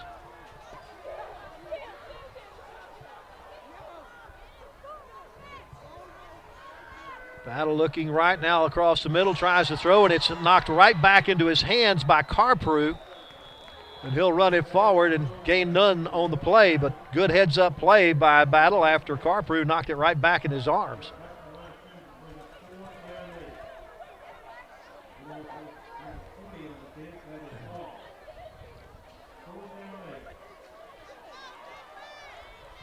Fourth and 8. They're not showing a punt formation. Throw in the flat, and it is complete for the first down and more. Coming down with it is Lawrence for the first down. That may be their best pass play of the night. It is. He was knocked out of bounds by Alois Chappelle. Got 17 yards on the play and picked up the first down and keeps the Midway drive alive. As they're in the red zone for the first time tonight. Hand off to Hill. Nowhere. He was stood up by Carprew right there. Number 9 for Waco High. Right at the line of scrimmage. Bring up a second down and 10. As Waco High's defense stiffens now, they only have 30 yards to defend here. In the slot on the far side is Drayton Magruder. Battle to pass, throws, and it is in and out of the hands. Once again, targeting Lawrence, but Lawrence not able to come up with the pass. Reggie Lewis, the defender. Yeah, if he'd have just held on to it, that's a touchdown. That was right in his hands. So 3rd and 10 from the 19. I like the fact they're trying a shot at the end zone from 20. You get inside the 10, and it's much, much tougher to score than it is from the 19, in my opinion. On the delay handoff, Hill has it. Carprew had him, let him go. But that slowed him down long enough for the rest of the posse to get there, and he'll get maybe 2 yards to the 17. Looked like Darren Bible, 45, wrapped him up. Don't see a field goal team coming on the field. So Midway once again going for it on 4th down. They converted on 4th and 8 earlier in the drive. Facing a 4th and 8 here from the 17. Have to get to the 9 to pick up a new set of downs. Battle changing the play as he comes to the line of scrimmage.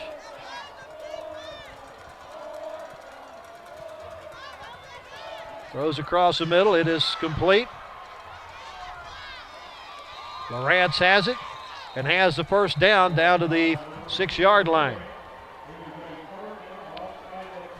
Nice offensive play by Midway there. Alois Chappelle was in on the tackle. He picked up 11 on the play. Along with Tyrone Sumter. Second 4th down conversion for Midway. They've had the ball since the opening kickoff of the second half. 1st and goal from the 6.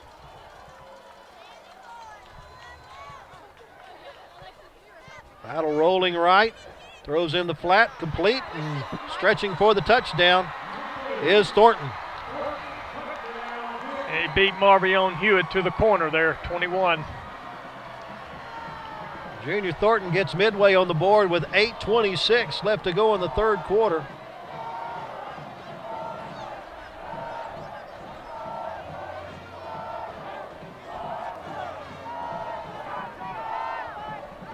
Point after attempt is on the board.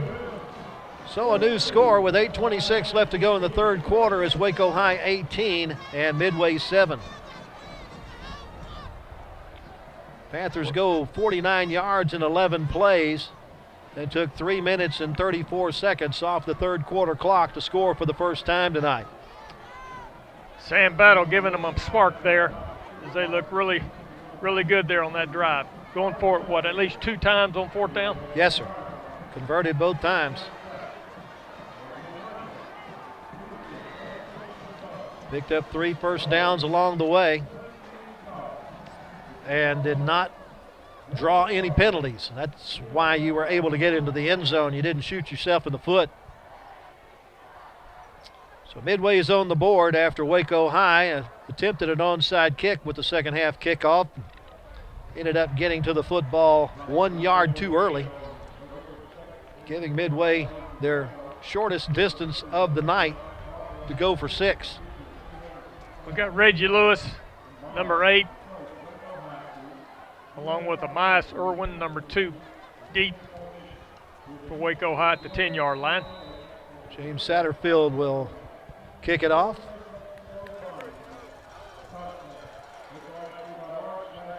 Going to come to Irvin at the 6. Trying to pick up the wall on the near side, and it collapses on him at the 20. Brought down by number 40, Junior Hamid. Waco High 80 yards away from pay dirt here in the third quarter for their first offensive possession. Again, their offensive center is Luke Grant. The guards are Jordan Foley and Rashawn Connor.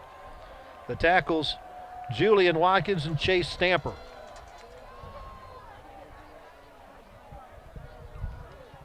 Delau in the backfield with LaMarcus McDonald, the quarterback. McDonald throws in the flat. It's complete to Braylon Martinez. Martinez gets away from 4 Panthers and gets plus yardage out to the 26. Tyrone Lawrence finally knocked him down. Picked up 6 on the play, brings up a 2nd down and 4 from the 26.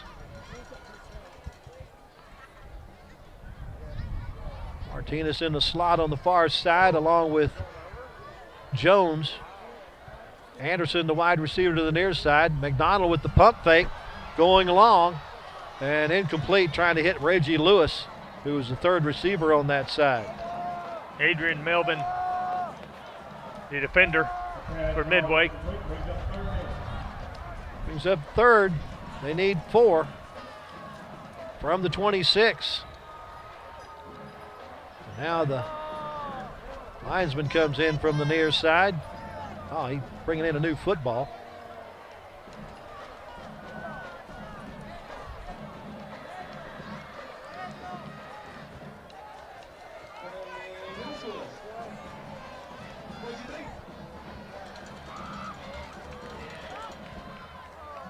McDonald checks the sideline to make sure that that's the play they want to run, and now Waco High calls a timeout as it appeared the play clock was about to run out. Waco High uses its first timeout here midway through the third quarter of action after giving up the first score of the game to Midway. They're looking to answer that on their first possession here of the third quarter.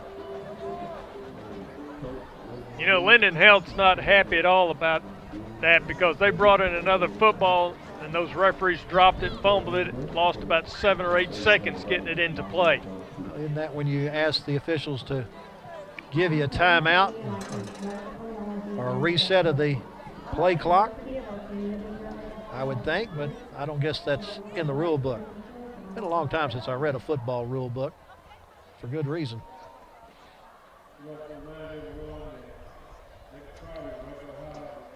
Next week we have the #1 team in 5A Division II coming into Waco ISD Stadium as Aledo will take on the University Trojans.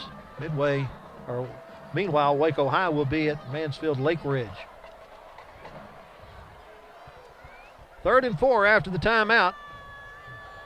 Got to get across the 30-yard line to pick up a new series of downs.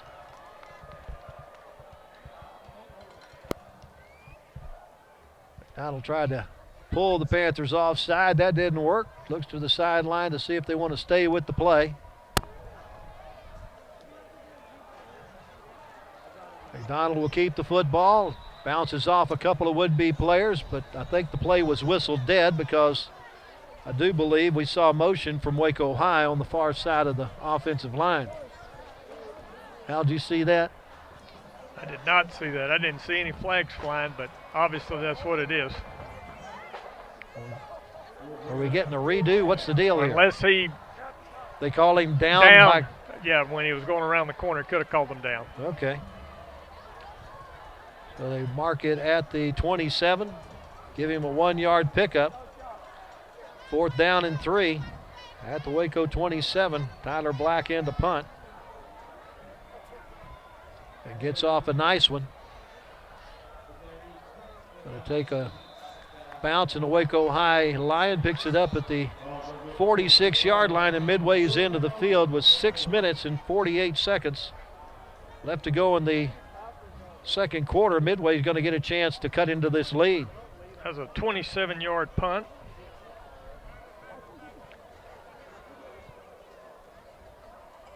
Waco High kept it for just 1 minute and 38 seconds.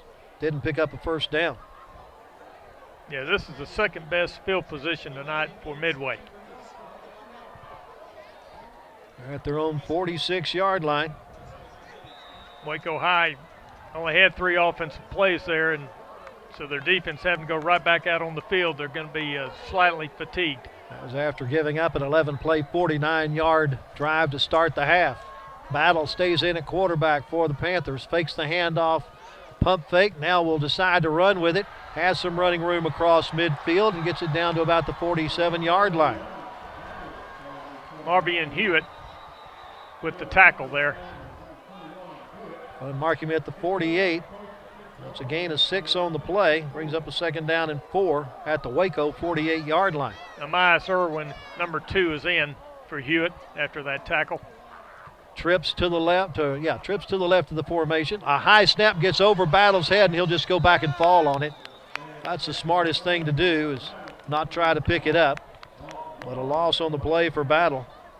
Back to the Midway 41-yard line. A loss of 11 on the play. Marvian Hewitt back into the game, and Amias is out. That brings up a 3rd and 15. Definitely a passing down. Thornton in the slot on the near side. Wide receiver on the near side is Darwin Parker. I'd look for Thornton to be the target here. He's looking that way. Battle throws across the middle for Thornton, and he's got it, and he's going to go into the house with it for the touchdown from 59 yards away. He split the defenders, LZ Amos and Bashan Hall. And a big score there. Well, Midway's back in this one with 5:37 left to go in the third quarter.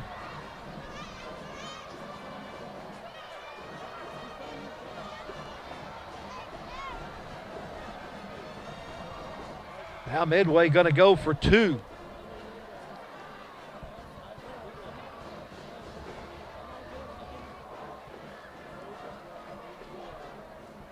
Battle rolling right.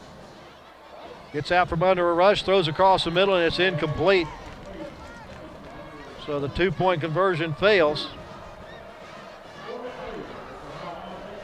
So with 5:37 left to go in our third quarter, Waco High's lead has been cut to 5 at 18-13. The momentum has definitely switched over to Midway now. It'll be on Waco High's offense to drive this ball down the field and get a score. Officially 54 yards in 3 plays, took a minute and 11 seconds. Scoring on the 59-yard TD pass to Junior Thornton.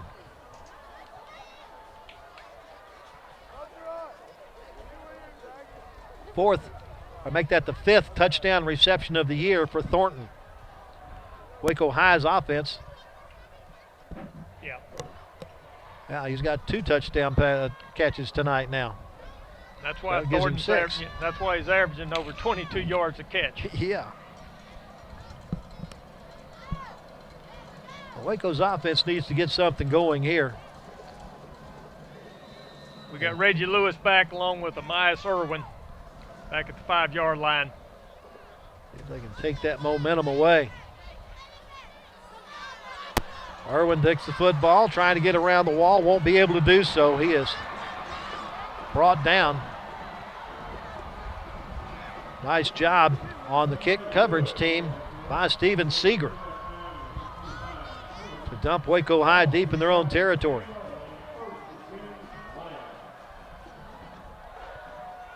Irwin thought he could run around the corner but couldn't get it done. And they'll start at their own 9-yard line. Well, it was pretty much all Waco in the first half, but right now it's all Midway here in the third quarter. Betts will be the receiver wide to the far side. Martinez in the slot to the near side. To allow the running back, takes the handoff, looking for a running room. There's none there. Maybe a yard to the 10 before he's smothered under. Yeah, he stood up by 90, Jay Swipe.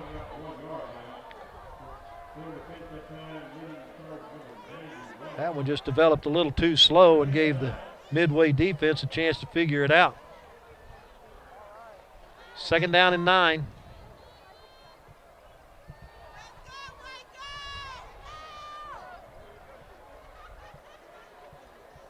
McDonald takes the snap, looking downfield, throws deep down the sideline, and it's incomplete. Trying to get that one out to Marion DeGreat. There was a lot of hand checking going on that play.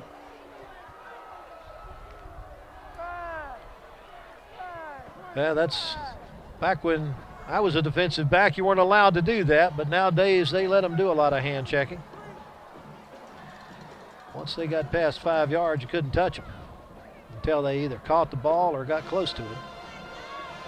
Had to learn how to time that right. So a big play here for both the Waco offense and the Midway defense. On 3rd and 9, McDonald rolling one side, now he's going to be sacked in the end zone. It's going to be caught by an offensive lineman. Or excuse me, that's the Lau that caught it, number 14. And they're going to let the play go as a complete pass, but it's going to be back to the 3-yard line, -7 on the pass play to DeLau.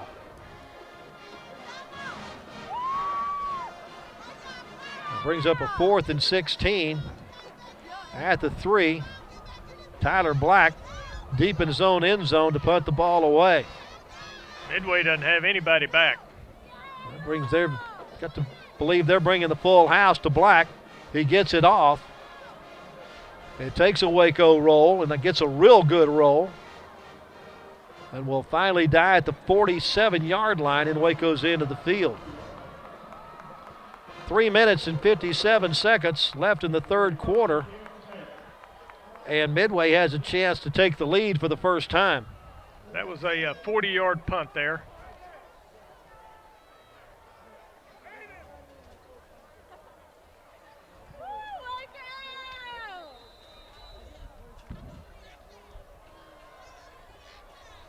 Waco had it for just a minute and a half.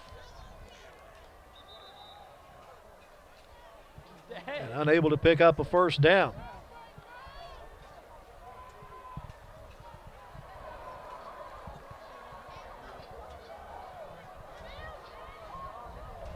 Sam Battle in at quarterback. Will throw in the flat. It looks like a halfback pass from Thornton going downfield to a wide open receiver, and he catches it inside the 10. Making the catch is Darwin Parker on the halfback pass. Waco High pulled that off against Midway earlier in the game. Well devised play there. We're all the way down to the Waco 6. 41-yard pickup. Now they hand it off to Hill. LZ Amos, 22, bringing him down. Hill down to the 2-yard line for a 4-yard pickup. 2nd and goal. Midway looking to grab the lead.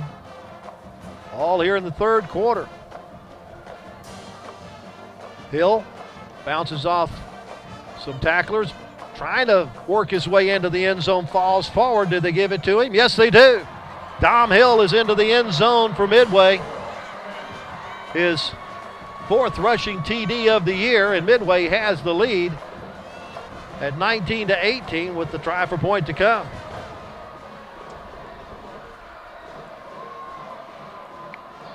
Very well executed offensive series there by Midway.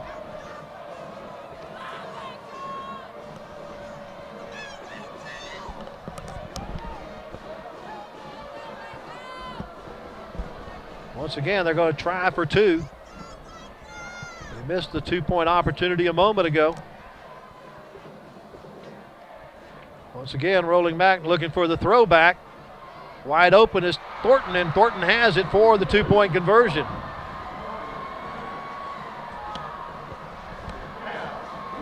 Three minutes and 4 seconds left to go in the 3rd quarter, and Midway has wrestled the lead away from the Waco Lions. 21-18 with 3 scores here in the 3rd quarter.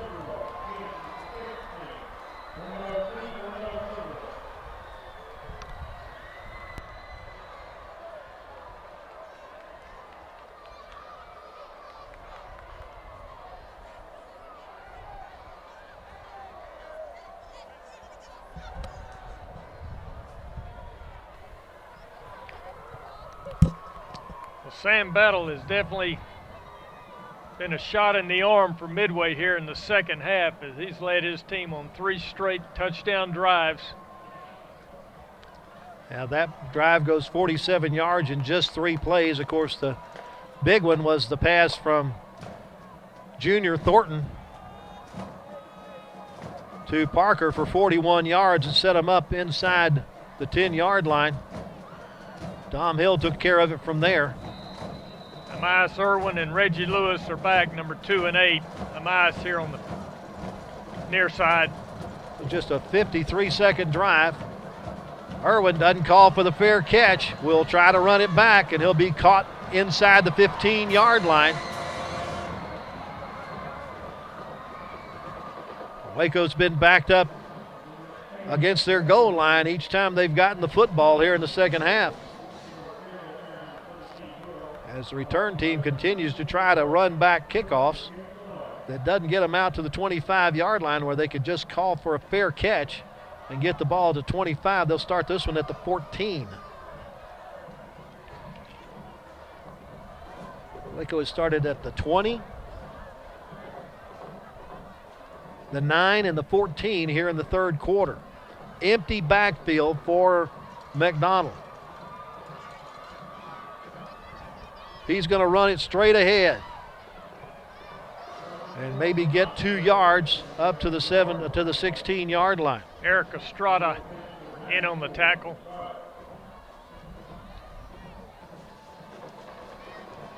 Man to Lau, 99 yards in the first half, hasn't touched the football here in the second half. 1 more yard and he will be the first 100-yard rusher of the year for Waco High. He has the football now and weaves his way through Panthers up to about the 20-21-yard line, and now goes over that 100-yard mark.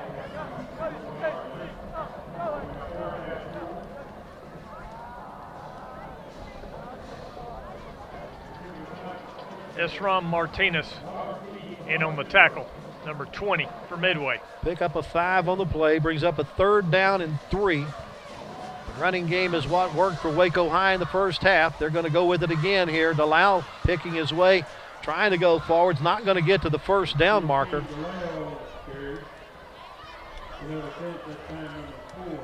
Marking at the 22 and a half. Jace White with the tackle. So it brings up a 4th down and 2. And once again, it appears to be a 3 and out for Waco High here in the third quarter as Tyler Black is on to punt. Midway sends nobody back to receive the punt. Good snap. Gets it away. A high end-over-end kick, going toward the Midway bench and bounces out of bounds at the 46-yard line in Waco's end of the field. So once again, Midway with great field position. That was a 24-yard punt. Midway gets the ball with 1 minute and 2 seconds left in the third quarter, in which they've scored every time they've touched the football. Waco had it for 2 minutes and 2 seconds. So Sam Battle has come on and done a job for Midway. Prior to tonight, he'd only completed 1 of 4 passes, but has done the job here in the second half for Midway to get him back into this one, trailing 18-0 at halftime. He has them on top 21-18 now here in the third quarter.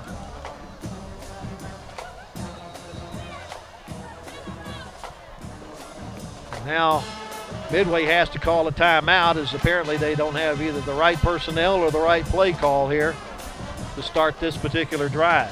So each team has used a timeout here in the third quarter. Certainly flipped the switch on Waco High, as they haven't scored in their 3 possessions here in the second half. Waco High right now with 38 offensive snaps for 222 yards. Midway has picked up the pace. They've got 230 yards on 42 offensive snaps and scored the last 3 times they've touched the football. Defense has to pick it up, and the offense needs to find itself again. Absolutely. The offense has got to help the defense out. Absolutely. Because it's been 3 straight series, 3 and out. And this is what we talked about before the game, where you want to keep Midway on their side of the field if you're going to make them march down the field. Defense needs not only a stop here, but maybe a turnover.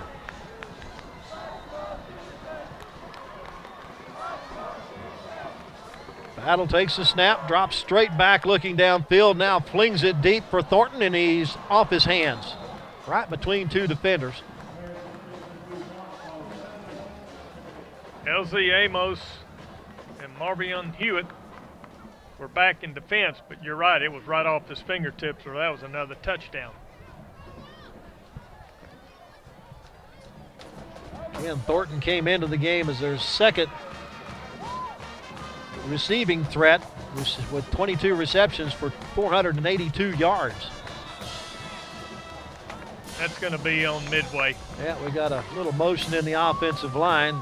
That's going to move him behind the chains. Prior to the snap, false start, number 64 on the offense. 5-yard penalty, remains second down. Takes it back to the Midway 49.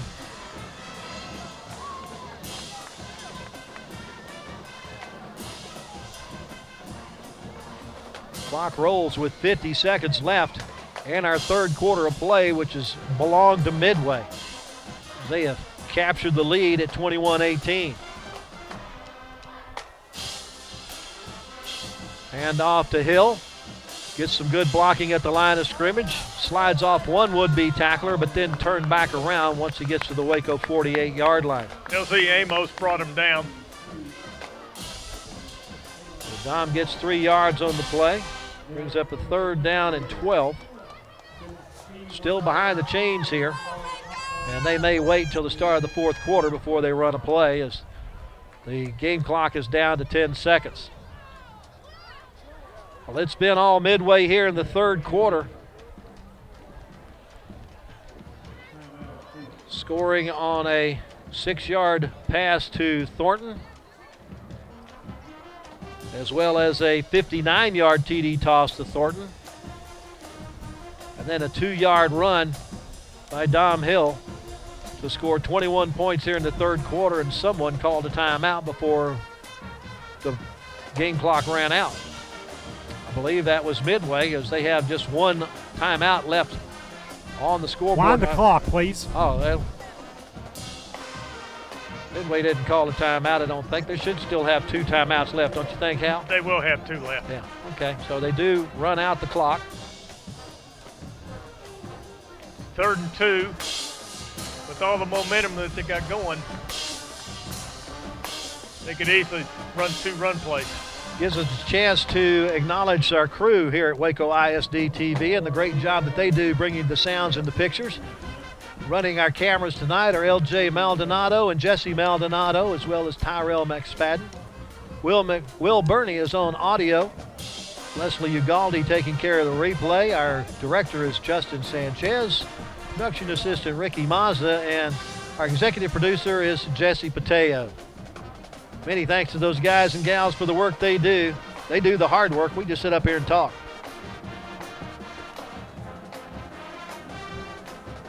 So 12 minutes left of this game before somebody finds out who has their first win of the year. Waco High scored 18 in the first 2 quarters. Midway put 21 on the board in the 3rd quarter, and now has the football to start the 4th. Sam Battle has engineered that comeback. He's at the quarterback spot. Sends a man in motion. It's Thornton. Fakes the handoff to Morton. Actually, that is the starting quarterback back in. That was Battle, number 11. And Battle is He's brought sacked down by Jamarcus Cowprue there. Well, that's the first sack of the night for the Waco defense, and it comes at a very good time. Takes it back to the Midway 47-yard line, a loss of 5 on the play. Brings up 4th and 17, and Midway's going to have to punt. Satterfield will punt it away to Reggie Lewis, who waits at his 25-yard line, kicking into a win. Wind's going to hold this one up. But it does take a Midway roll and will be killed at about the 31-yard line. 22 yards on the punt. Midway had the ball for 1:50 on that last drive, but it ends up in a punt. So Waco High takes over with 11 minutes and 12 seconds left in the game, trailing by 5 at 21-18. This will be their best field position, starting field position in the second half. They need points here. 69 yards away from recapturing the lead. Marcus McDonald has gone the distance. He sends Reggie Lewis in motion out of the backfield, looking to pass, throws deep, going for Lewis and overthrows him. If he hits him, that's a touchdown. He had 2 steps on the defender. Again, McDonald has only been their quarterback for 2 weeks now. He is the 4th different player to man that position for Waco High this year. That's one of the few times where they will bring in Reggie Lewis to run a couple, 2 or 3 offensive plays for him. So DeLeo back in the backfield now with McDonald. He gets the handoff and only gets a couple of yards up to the 33-yard line. Chase White in on the tackle for Midway, along with Zacoby Haverly, number 5. Potential passing down here on 3rd and 8. Again, Waco looking for its first down of the second half.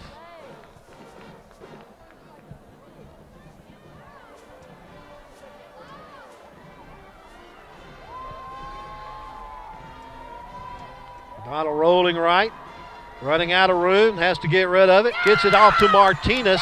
Martinez spins out of a couple of would-be tacklers and spins his way all the way up to the 46-yard line and a first down and a pickup of 13 on the play. Eric Estrada, 94, finally bringing down Martinez.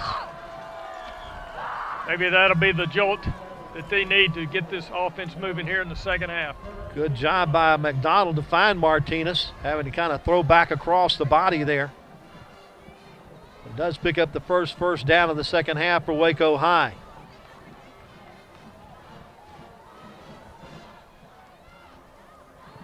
Just a straight quarterback run this time. McDonald can't get around the corner. Midway had that one smelled out. John Omazzo, number 33, in on the tackle.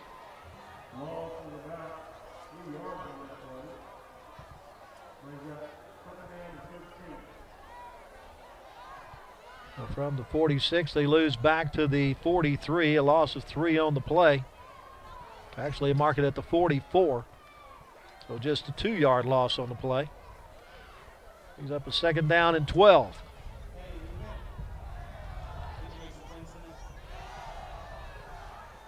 Martinez goes in motion to the left.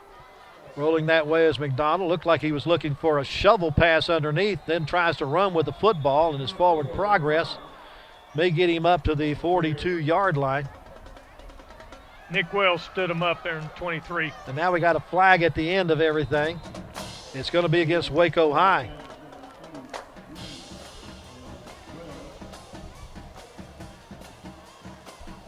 After the play was over, unsportsmanlike conduct, number 4 on the offense. It's a 15-yard penalty, will be 3rd down.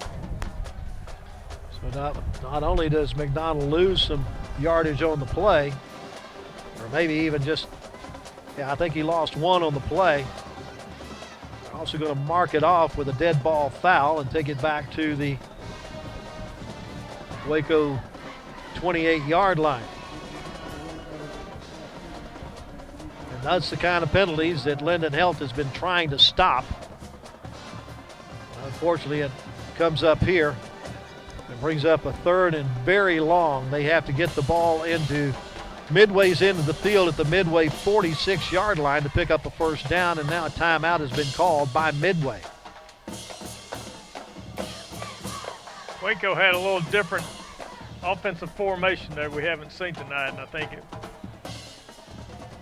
Midway wanted to make sure they knew what defense they were going to counter with. Don't forget, next week here on Waco ISD TV, we get the chance to see the #1 team in the state in Class 5A Division II as the Aledo Bearcats. We'll visit the University Trojans. Doesn't seem like it's possible, Hal, but there's just 3 more games left here at Waco ISD Stadium this year. It's going quick, hasn't it? Has gone in a flash. Waco High, meanwhile, will be on the road to Mansfield to take on Lake Ridge.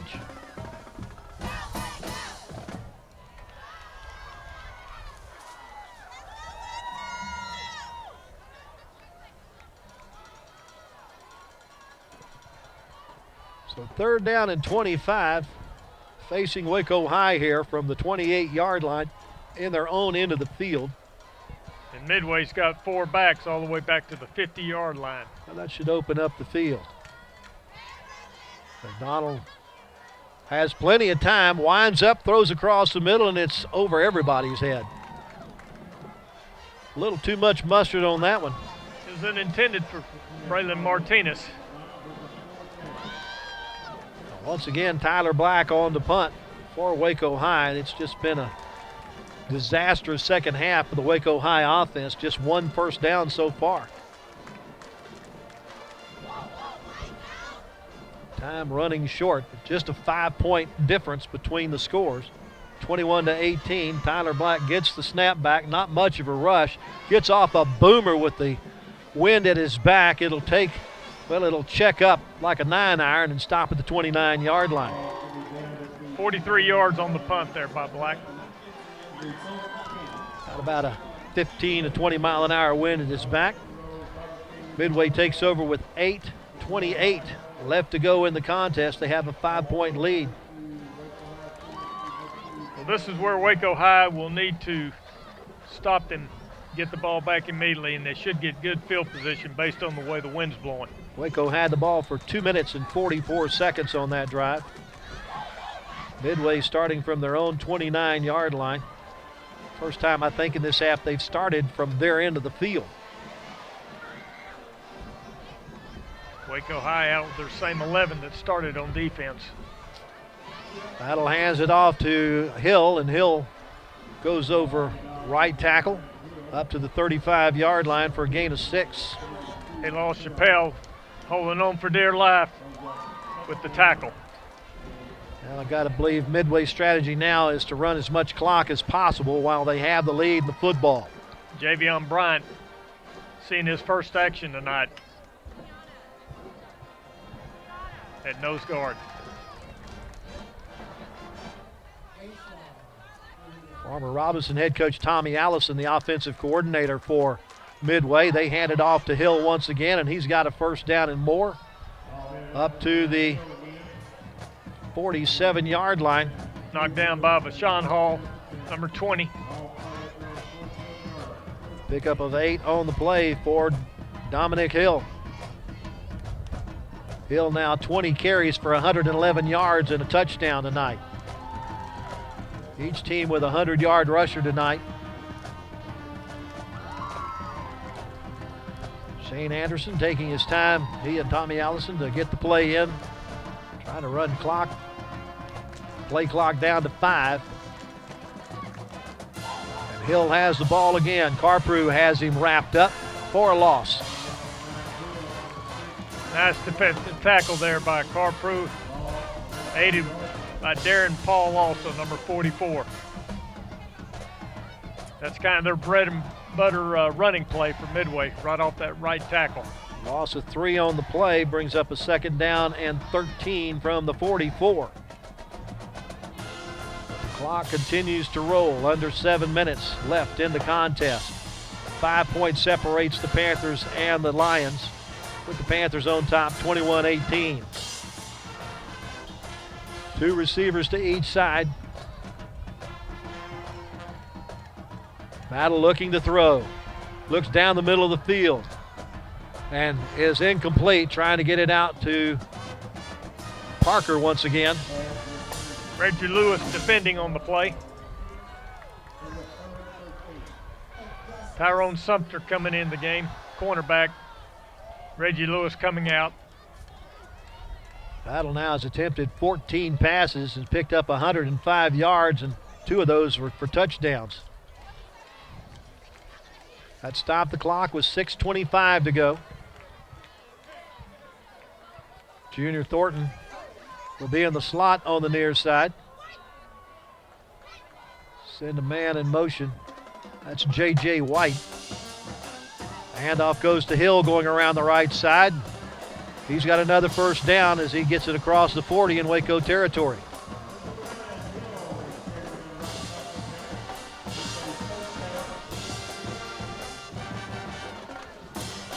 Darren Paul, 44, driving him out of bounds after a nice run there.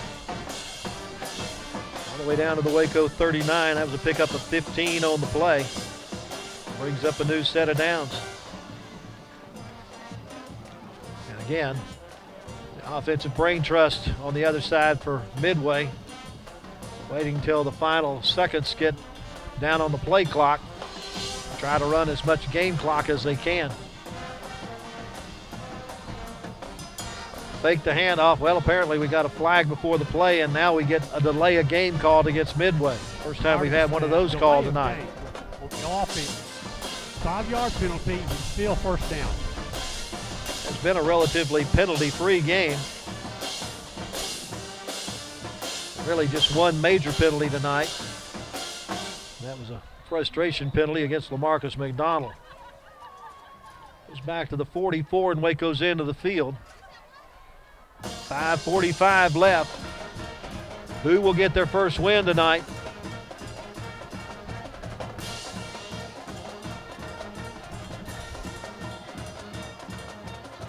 Battle hands it off to Hill going around the right side, and he'll dive forward, tries to get back inside the sticks. Darren Paul in on the tackle. Mark him at the 39 for a 5-yard pickup. Brings up a second down and 10. Waco defense needs a stop or a turnover here.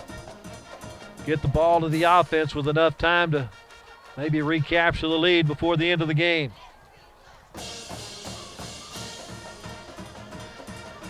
Fake the handoff to Hill, and Battle has it inside the 30, bumped down at the 24-yard line.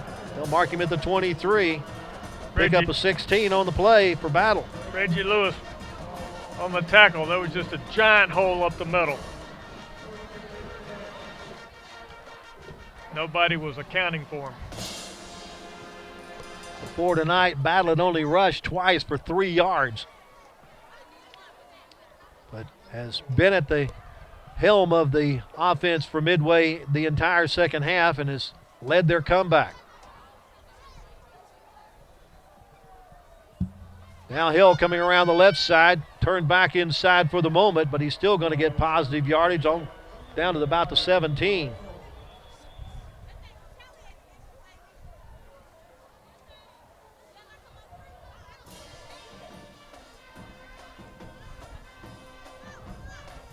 And as Hill now his 24th carry of the night for 131 yards. Holding, number 2 on the offense. It's a 10-yard penalty from the spot of the foul. And will replay first down. All right, so the holding penalty will bring it back 10 yards from where the foul occurred. That'll take it back to the 28-yard line, 27-yard line. So apparently happened right at the 17. So it's 1st and 14. But Midway still milking the clock as it continues to run with 4:10 left. They tighten up the formation. Hand off to Hill. He finds a cutback hole, has some running room. He's headed for the end zone, and he will be in for the score from 27 yards away, and that may have salted it away for the Midway Panthers.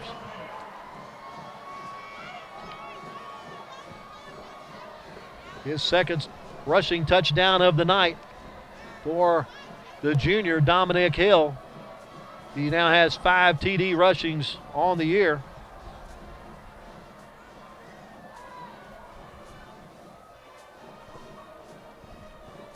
Satterfield on to tack on the extra point. And it's no good. Donks off the right upright, picking it up and going the other way with it for Waco High, but not able to score with it. I don't know if you can run that back after it doinks off the goalpost. I don't believe you can either. But at least they tried. Once the ball struck the goalpost, it was dead. Point is no good. So the point after no good. So now it's 27-18. Waco High trails by more than a score. That was a 71-yard drive. Certainly was. Took them 9 plays. And they milked a lot of clock.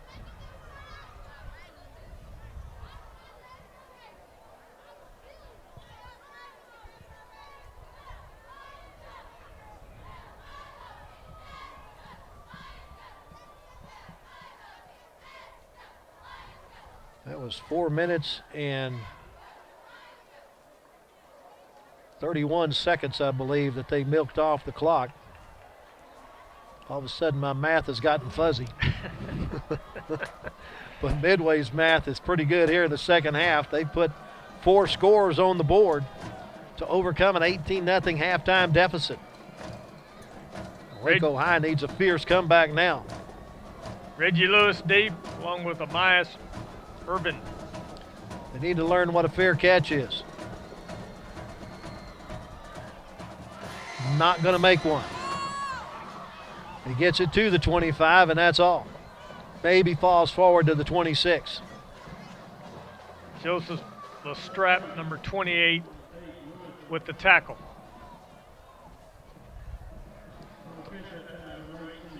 So Waco High needs to find some offense here in the second half.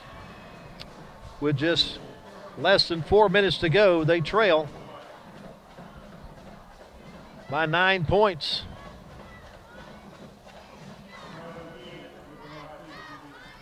It's doable, but you got to do it in a hurry. Lyndon Helt, Nathan Vogel trying to piece together the right play calls here to get Waco in the end zone quickly. And with Tyler Black's weapon as an onside kicker, now we got a flag thrown, and Waco High is going to be behind the sticks for delay of game. Delay of game on the offense. 5-yard penalty remains first down. Be 1st and 5 from the 21 now.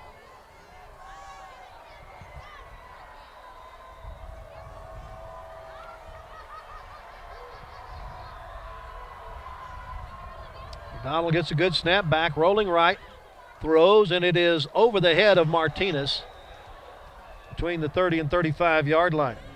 Adrian Melvin defending on the play, number 24.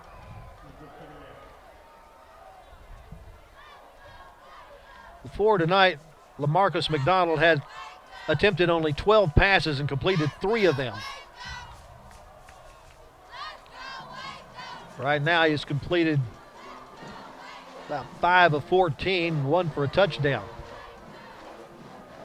Make that 7 for 14, or 6 for 14. One of those was completed by Delau. Pass is complete across the middle. That's Martinez, has it up to the 30-yard line before he's pushed back.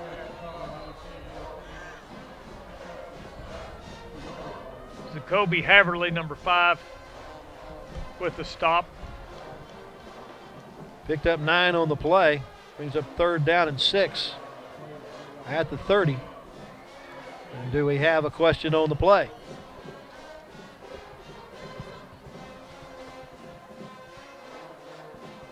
Referee talking to the head linesman.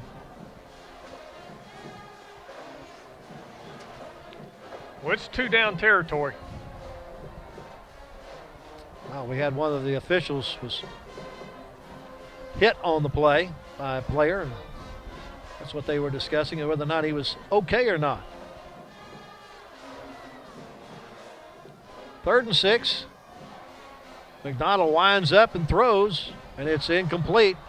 Trying to go deep on a crossing pattern to Avontre Jones. He had the defender beat. I thought he might hit Chris Dowdy up in front, about 5 yards in front of him. He was wide open too. But they're going to go for it here. You have no choice. They have no choice with 3:22 left, trailing by 9 points.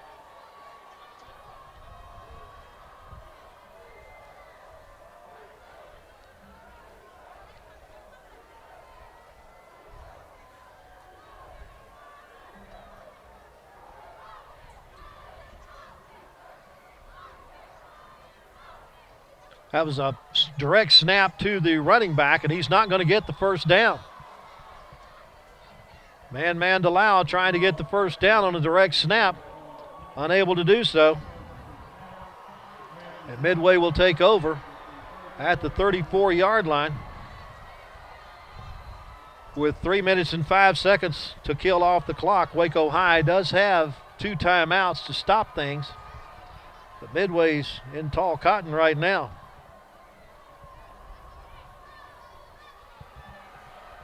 Marion DeLau carrying the ball 14 times tonight for 111 yards and 2 touchdowns. The first 100-yard rusher of the year for Waco High.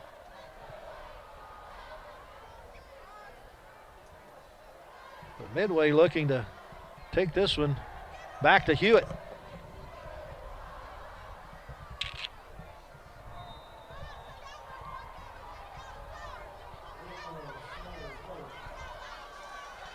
Sam Battle at the quarterback spot. Fakes the handoff, looking to pass. Gets out from under a rush and is leveled by LaMarcus McDonald, and that's going to draw a flag, as apparently they're going to say that he went after the head with the elbow. And it'll be the second penalty against LaMarcus McDonald for 15 yards. Not saying I necessarily agree with that penalty, but that is the rules.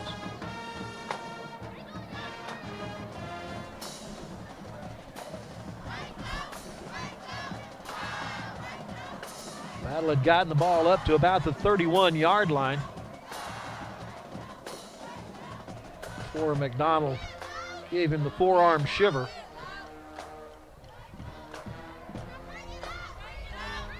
But the officials are discussing it.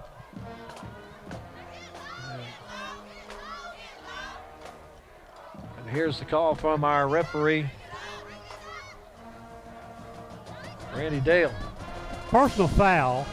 Targeting, hitting with the crown of the helmet. Defense number 4. It is not an egregious foul, and he does not get ejected. It's a 15-yard penalty, automatic first down. So not only do they get yardage to the inside the 30, let's see where they mark it after 15 yards. They'll mark it down at the 17-yard line.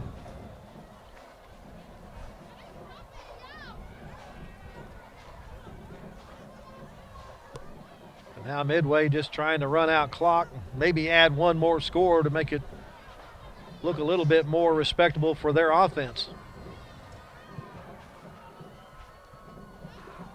New running back in the backfield.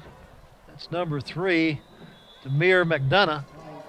McDonough will get it across to the 15-yard line, a pickup of 2. McDonald and Sean Betts brought him down. Brings up a second down and 8.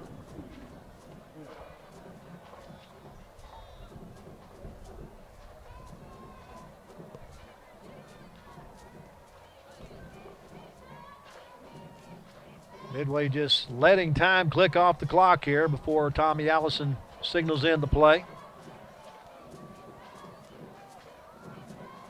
Once again, McDonough has the football, carrying it around the right side. We'll get it up to about the 11-yard line for a pickup of 4. Sean Hall. Balls! Brings up a third down and 4. And a timeout called by Waco High. So they'll have one left to try to keep Midway out of the end zone with 102 seconds left in this one. Again, it was all Waco in the first half. They went into the locker room with an 18-0 lead. But Midway switches quarterback, goes to Sam Battle in the second half, and he leads them on 3 consecutive touchdowns in the third quarter to grab the lead. We've added one more here in the fourth period. And safely out in front with that 102 seconds by 9 points. He brought a new dynamic to their passing game in the second half for sure. Certainly did. Did a lot of that with the wind at his back. Again, the wind blowing out of the north from right to left to right on your TV screen at about 15 to 20 miles per hour. That has affected some punts and some passes. Definitely has affected the passes of LaMarcus McDonald as he's, with the wind at his back, he's overthrowing folks. But again, like I say, he hasn't been the quarterback but 2 weeks now. The fourth quarterback Waco High has used this year, and he's normally playing defense, which he is right now. So Waco High needs another stop. McDonough with the football. A flag thrown on the play as he gets it inside the 10 and rolls forward up to about the 8, but I believe we're going to see a holding penalty here against Midway. Well, we got 2 flags. Holding, number 15 on the offense, 10-yard penalty and replay third down. Well, that'll back it up to the 21. Midway doesn't care. It ran time off the clock.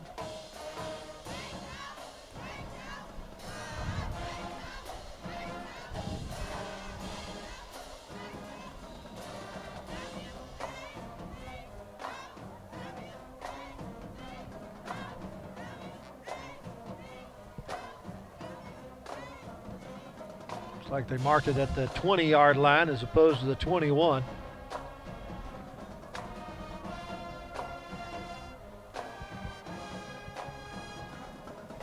Battle back to pass, looking in the end zone, throws, and it's knocked away.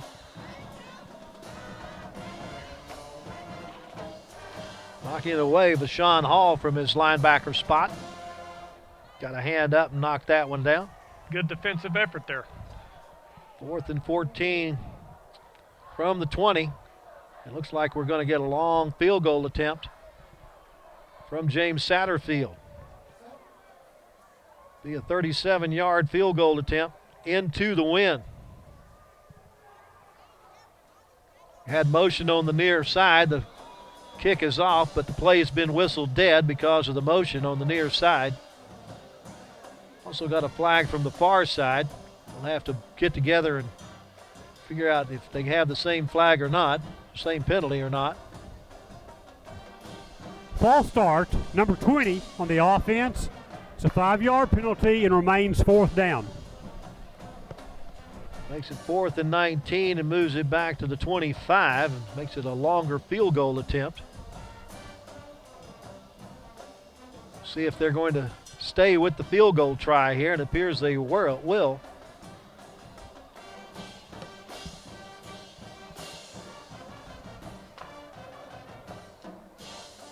That's going to be a 42-yard attempt.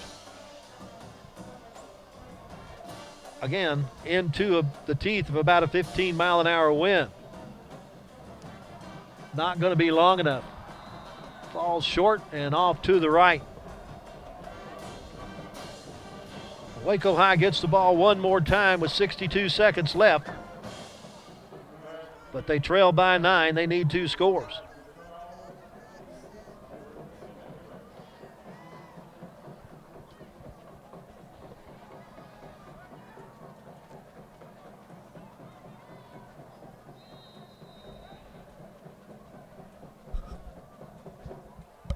Midway ate up 2 minutes and 3 seconds with that drive.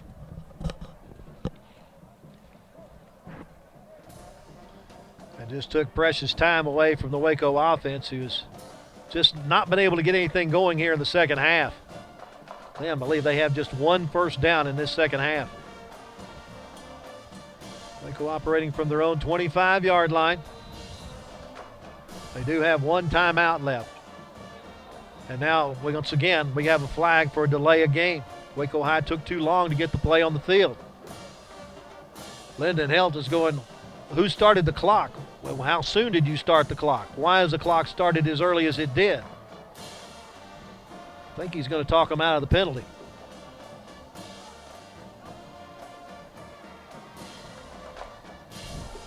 prior to the snap, delay of game on the offense, 5-yard penalty and still first down. He didn't talk him out of it, did he? But back to the 20 and behind the chains.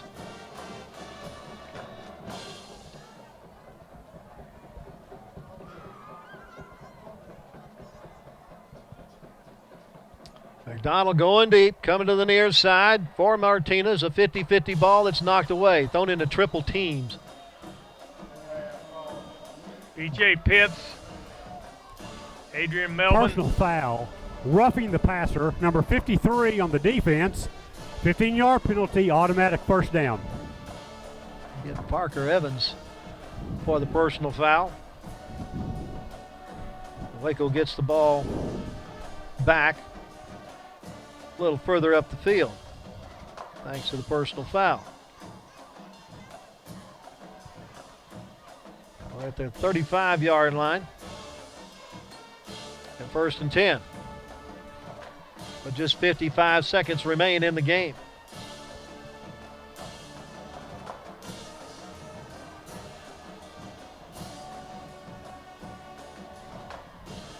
McDonald looking to pass, has time in the pocket, throws across the middle, and it's overthrown and intercepted.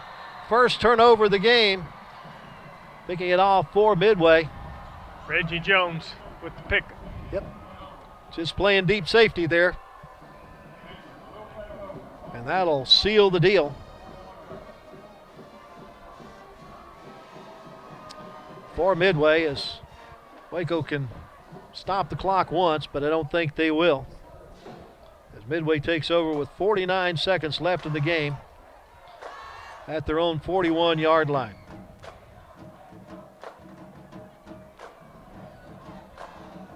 Waco held the ball for just 13 seconds